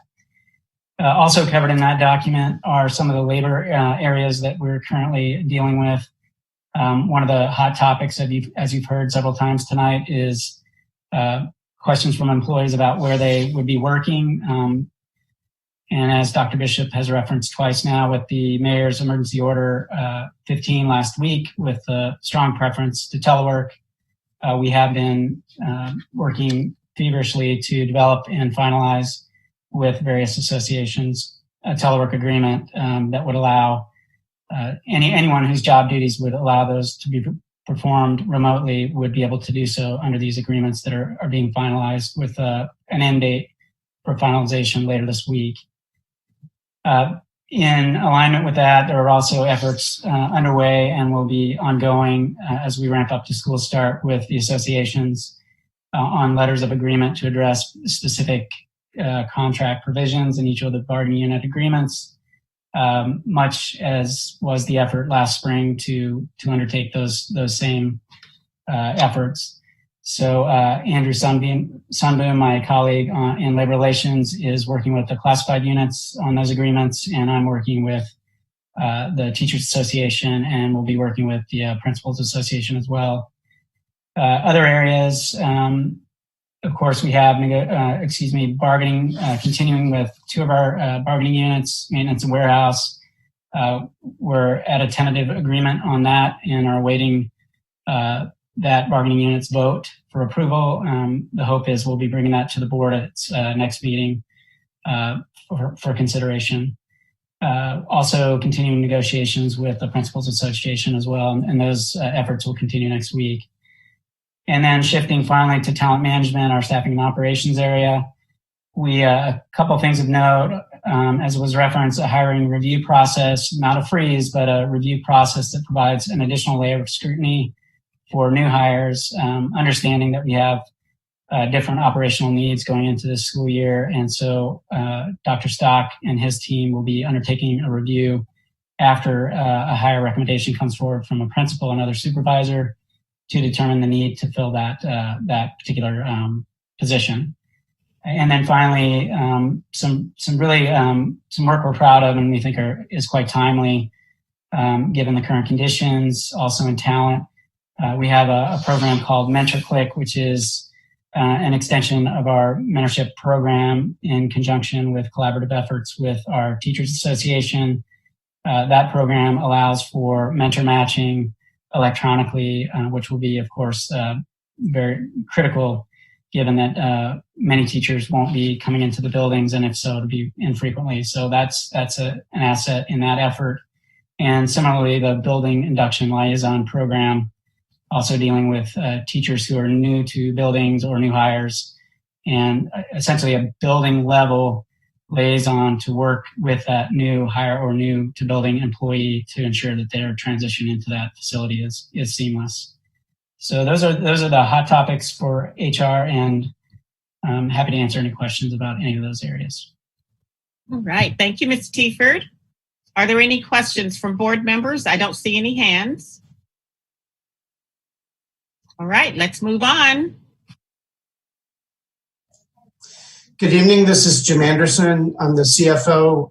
In a couple weeks, I'll have the complete attention for a whole hour to talk finance, budget, payroll, and an in-depth analysis of all things related to expenses that have increased, expenses where we have cost avoidance, and potential revenue scenarios to provide a pretty good picture, the best that we can tell, as to where we'll stand at the start of school, and depending on the scenario, potentially where we'll stand later on in the year.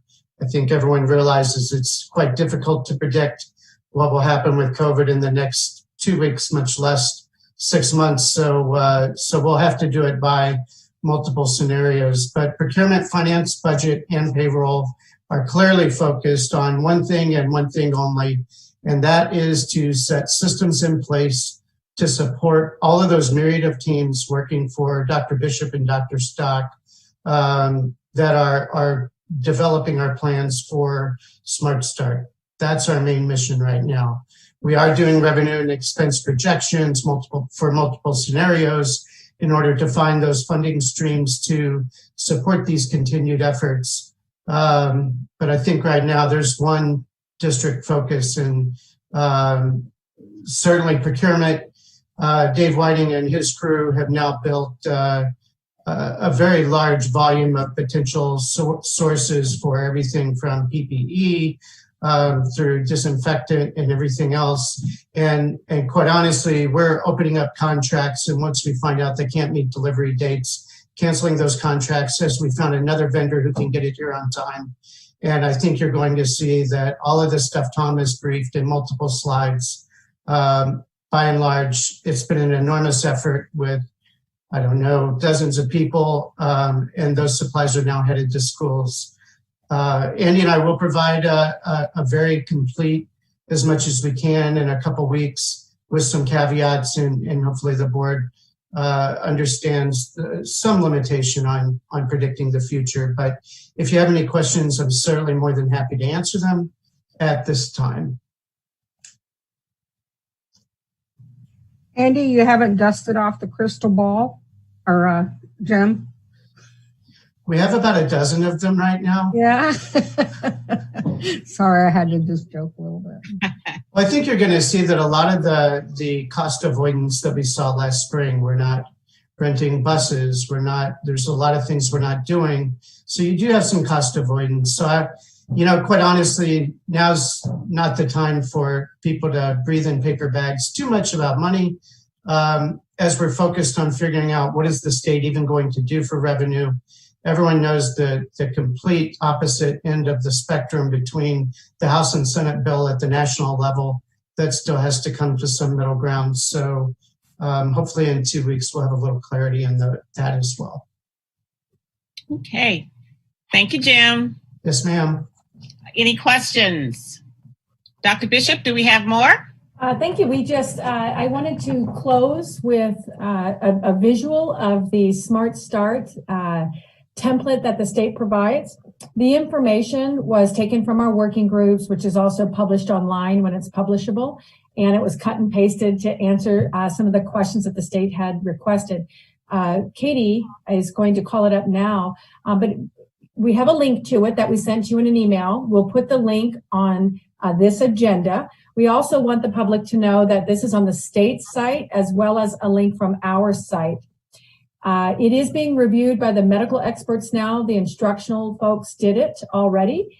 And once we get it up, you'll see that there's a link to the framework to understand what the state is asking, and then a link to ASD. And if we went in there, the bottom of it, you can click on, it's a spreadsheet technically, and you can go into different categories of the, if you see down there where it says district information, Smart Start overview, conditions for learning, continuity, capacity, those are all the information that you can find in a condensed area in those, the preparation that we needed to do that the state was asking us for. Of course, our website has that and more. We are working with the state, Jenny and her department actually, with the Canvas to work with the state to provide other school districts the work that we're doing, that our teachers are doing. And it'll have a benefit for ASD as well, that those are in negotiations.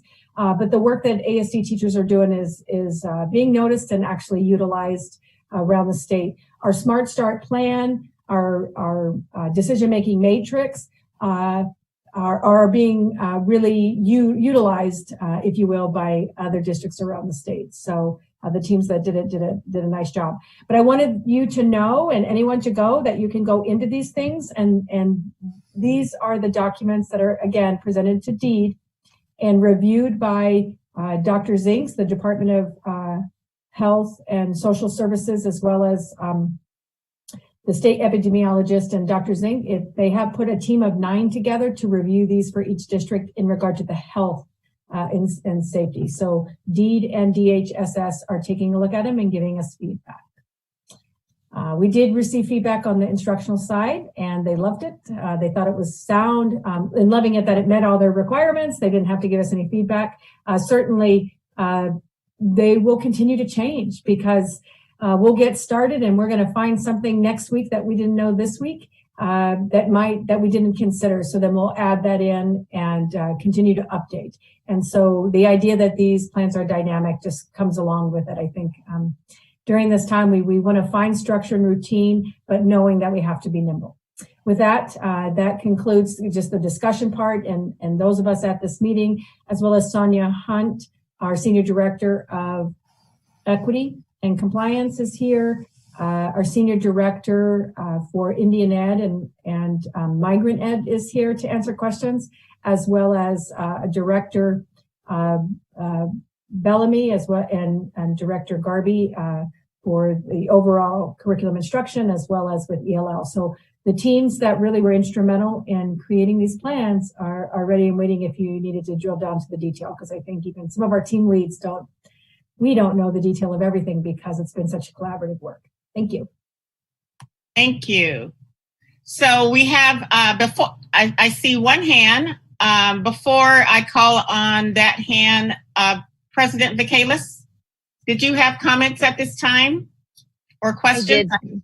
Okay. Thank you. Thank you so much. I don't have any questions right now at this point, but just wanted to share with the board and the public that the link that was sent out to the plan that was publicized on the state website that Dr. Bishop was just referencing, we want to do a board approval, a resolution in support of that plan. So board members need to go out and take a look at it, ask questions if they have it, and we'd like to put this resolution out there for our board meeting in 2 weeks on the 18th.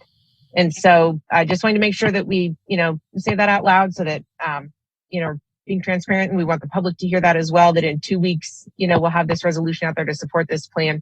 And just the reminder that this plan doesn't dig into some of the details that we've been digging into in terms of the curriculum, the instruction, the, different levels like that. It's, more the safety components and, stuff like that. So just wanted to put that comment out there on the record for everybody so that we're all looking forward to it in 2 weeks. And just thank you to the administration for all the hard work that they've been doing and putting in.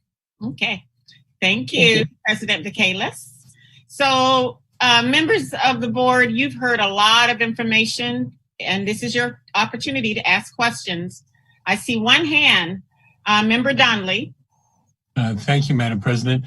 Dr. Bishop, I wanted to understand more about how the risk assessment categories were established. In my reading of the plan as it appears now, the low, medium, and high risk categories are determined by the case diagnosis counts. And we are currently in the high risk category because the count is over 10 per 100,000 in our community. Is that correct? Over 29. That's a great question. You are correct. So it's the number of new cases per 100,000 in population. Mm-hmm. So we're utilizing some of the modeling that the state has done in regard to, and seen on the state website in regard to their identification of different zones in Alaska, if you will, in regard to the community conditions. And if Jennifer Petronis is here, we have just some things that I know that the state considers.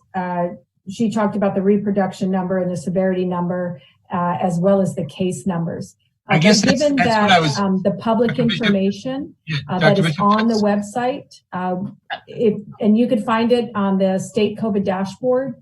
We're making the decisions off of the 14-day mean because that's a more stable mean or average to understand. They have now placed the 7-day average on there as well. I believe today they started to publish in-state and out-of-state cases that happen to be located here because it's really by residency. And the 7-day will change quicker because it's a shorter period of time, but it gives us the direction for which ASD is headed. And I think we're meeting closer. Those numbers between the 14-day and 7-day were further apart, with the 7-day almost being 20 points higher. They're coming together, meaning that we've had some beginning of stabilization, if you will, just with 40 cases instead of 100 each day over the weekend. But we're utilizing those numbers to just make that determination of the alert level. But as far as our plan with DEED, we've taken that intermediate level that the DHSS signifies. They use the term intermediate instead of medium risk. And then we've divided that into 2 sections, a low medium risk and a high medium risk, because the case numbers are pretty great in that area. Does that answer it? And I could have, I don't know if Jennifer Petronis is on there. She works with the city in understanding the alert level in our city as well. I just wanted to clarify that the actual triggering of the current high risk that we're in, which is causing the virtual school scenario to be implemented, is driven by an objective count. And of course, you probably have had a lot more opportunity to research this than I have, but in my research of other communities, how they measured the threat level was much more inclusive of other factors than just the simple case count. And before they went to a high risk category or defining it as high risk, they were considering a lot of other elements that would affect the actual safety. And the other part that I really wanted to inquire about is what's the efficacy of that particular case count to the actual threat to students or workers in our schools?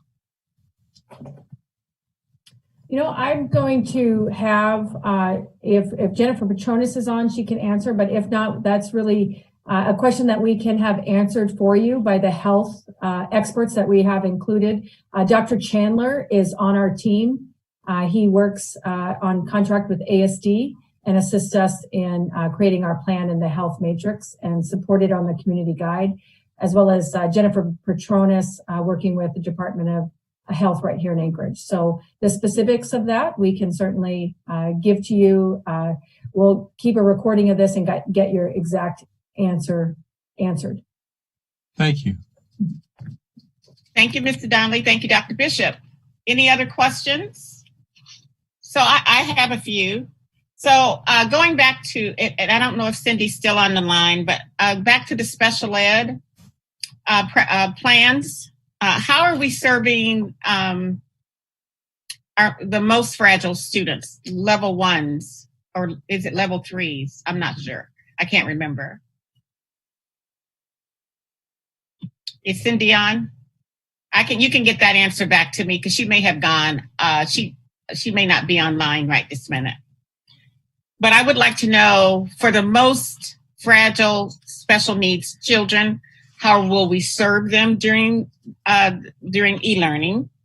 And then my other question had to do with teacher training. And I know they're going to come back early. I think Mr. Barker mentioned some built-in trainings, but if I could get a kind of a feel for what that's going to be like, how are we, providing opportunities for our teachers to increase their skill? Online skill. I would like to turn that over to Dr. Knudsen and then folks from her team as she sees fit. Thank you. Okay, thank you. Through the president, Member Bellamy, we have several things planned for professional learning, just starting the week when teachers come back, but also continuing out through the year. One of the things I would like to highlight is right now the Good Teaching Institute is happening, and that's sponsored by AEA, NEA, and they are offering sessions for I think approximately 250 teachers, and a lot of the sessions are really centered around technology, online learning, self-care, resilience, and content areas as well. So that's happening right now. The first week back, when teachers are back, really that first day, the 13th of August and the 19th of August, those 2 days are really dedicated to the school-based days. So those are days that principals can work with teachers on any of the safety protocols, the teacher expectations that have been shared, really coming together as a staff, and we talked about the social emotional learning and the adult SEL, so that's important so that they can support students. And then they'll also be able to work on their courses and stuff.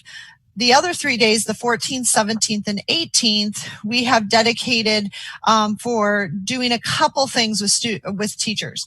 One, the biggest thing is giving them time to work in their Canvas courses and work and collaborate with other team members. That's one of the ways that adults learn best, and we want to honor that and have that time.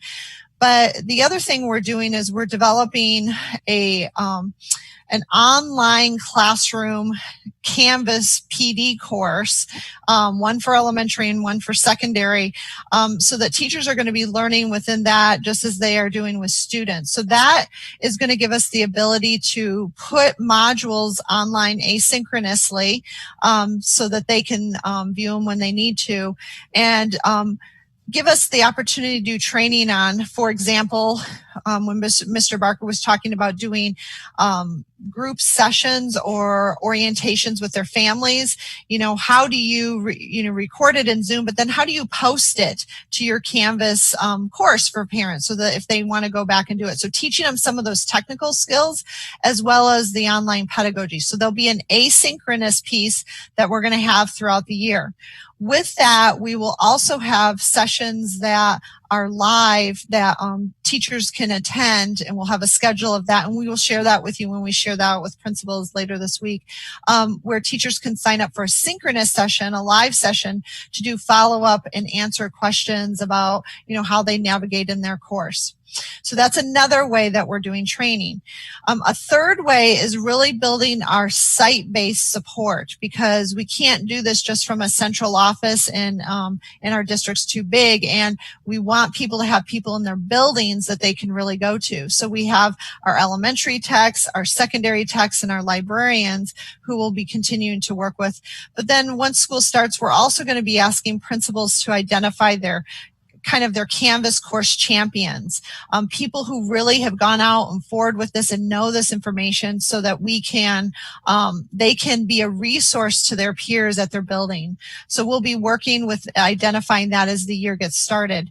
And then fourthly, the final thing that we're going to be doing is working with ECHO and potentially doing sessions that we could also do for the whole state to help support teachers, because what we know, we've actually talked to our counterparts in Kenai and some other folks that are using Canvas, and they're wanting to expand the PD we offer to everyone. So how can we maximize folks who are doing that around the state really well around problems of practice, so that when we do an ECHO session, there might be a really good way you can use Canvas Studio, which is a video service in Canvas, to do assessment with students in a really innovative way. And we might have a teacher from the Kenai or ASD or somewhere else be able to get on and model that, and then they can have a dialogue with people not only in ASD but across the state. So just throwing it out at a big high level, those are many of the things that we're working on to help support teachers. Great. And I was going to ask about Project Echo, so that's great. Good to hear. Thank you. Member Marcette? Unfortunately, as longer I sit here, the more questions come to mind. So I do have a question about MTSS. I think I said the right initials. Yeah. How are we identifying and how are we addressing those 3 tiers?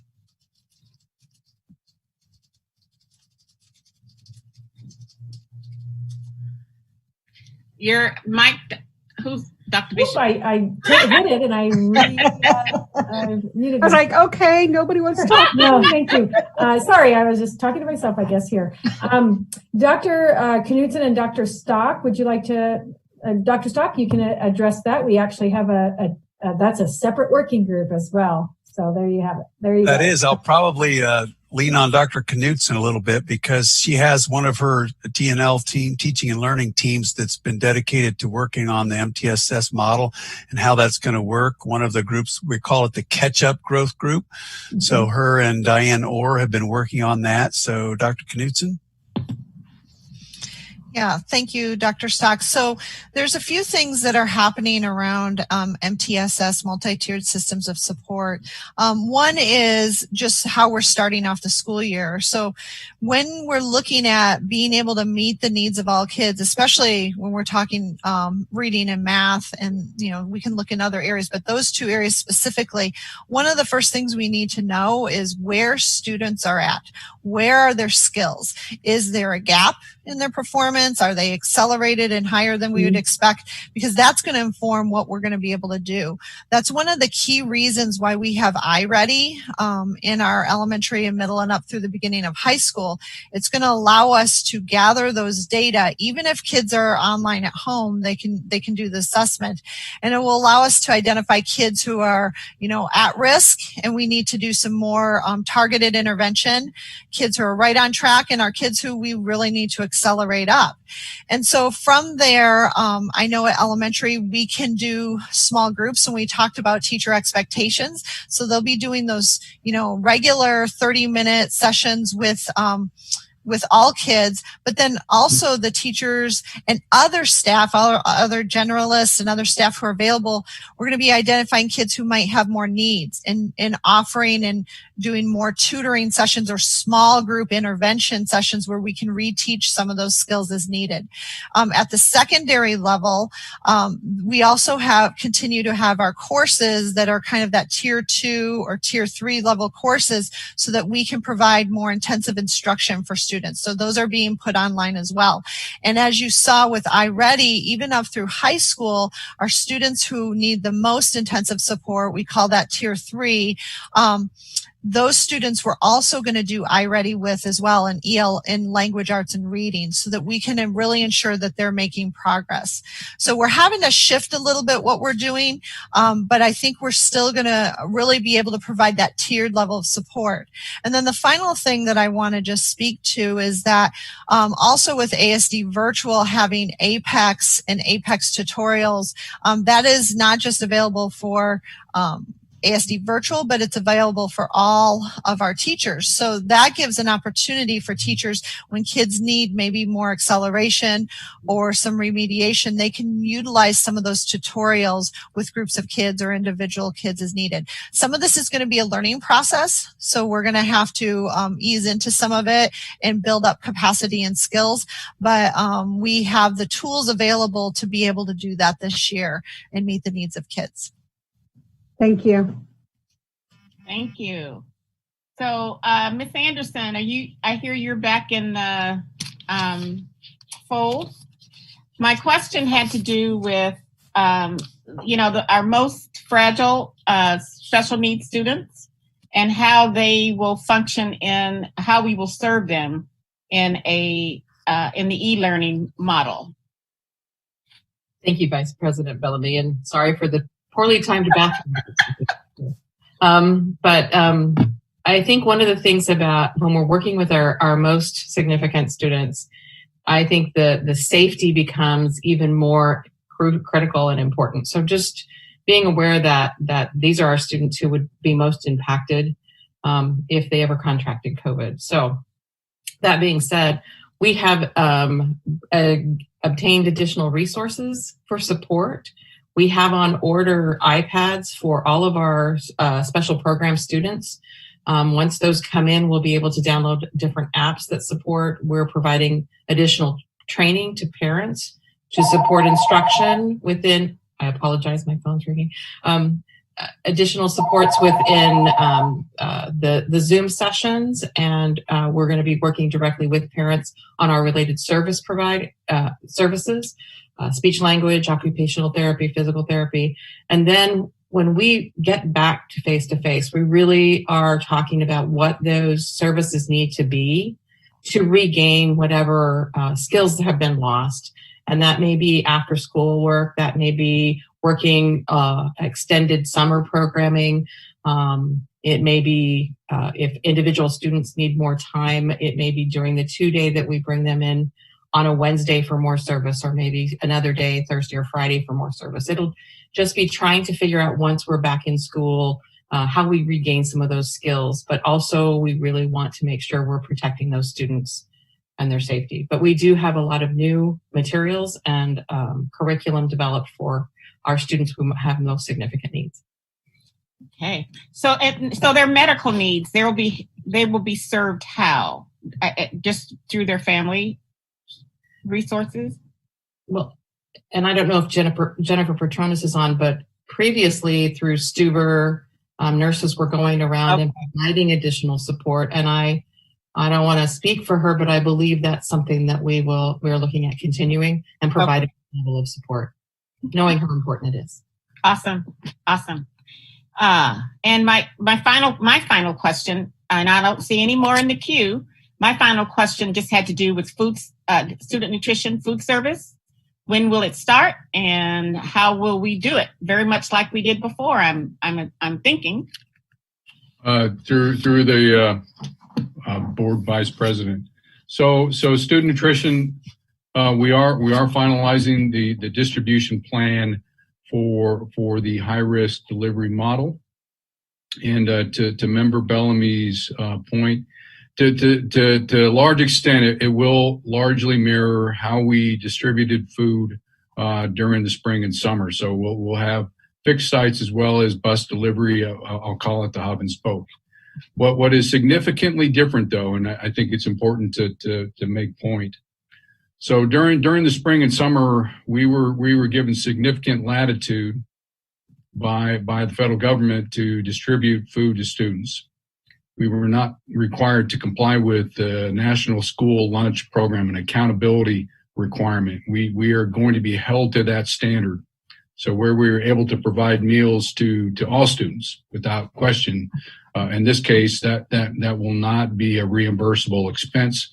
So our effort really is going to focus very much in our CEP schools and our schools with a high density of students who are on the free and reduced program.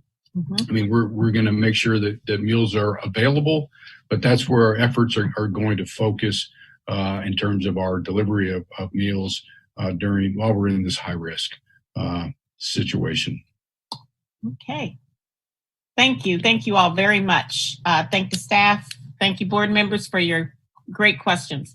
So we're still under non-agenda items, information only, memorandum 007. I like that, 007.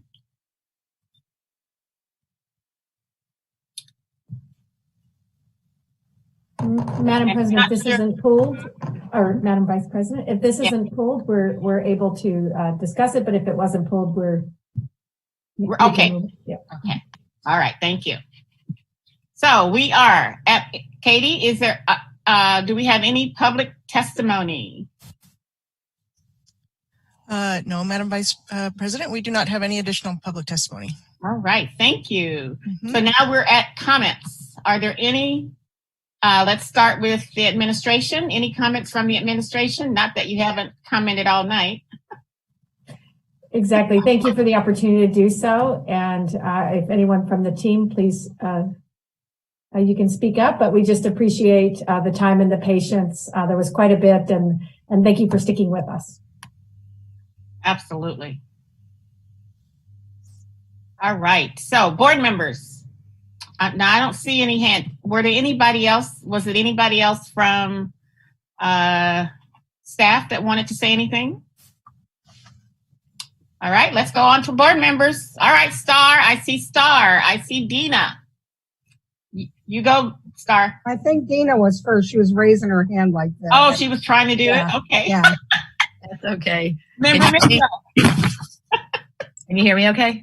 Yes. I took the headphones off. I just wanted to say that it's not the way we wanted to start the school year. And I very much appreciated Dr. Stock saying that it really is a community effort, and hopefully our community will come together, because nobody wants to start the school year remotely. And, as people start to do more to rein the virus in, hopefully we'll be able to get back to more business as usual. But I am feeling very optimistic that there's been a lot of work done on this, and, the enthusiasm that I heard this evening. And it's scary. It's scary to start a school year this way, but I really have such faith in our teachers and principals and all the work that's been done essentially in the administrative area. I think we're going to make the best out of this, and hopefully very, very soon we'll be able to get our kiddos back in school where they belong. So thank you all for all the hard work, and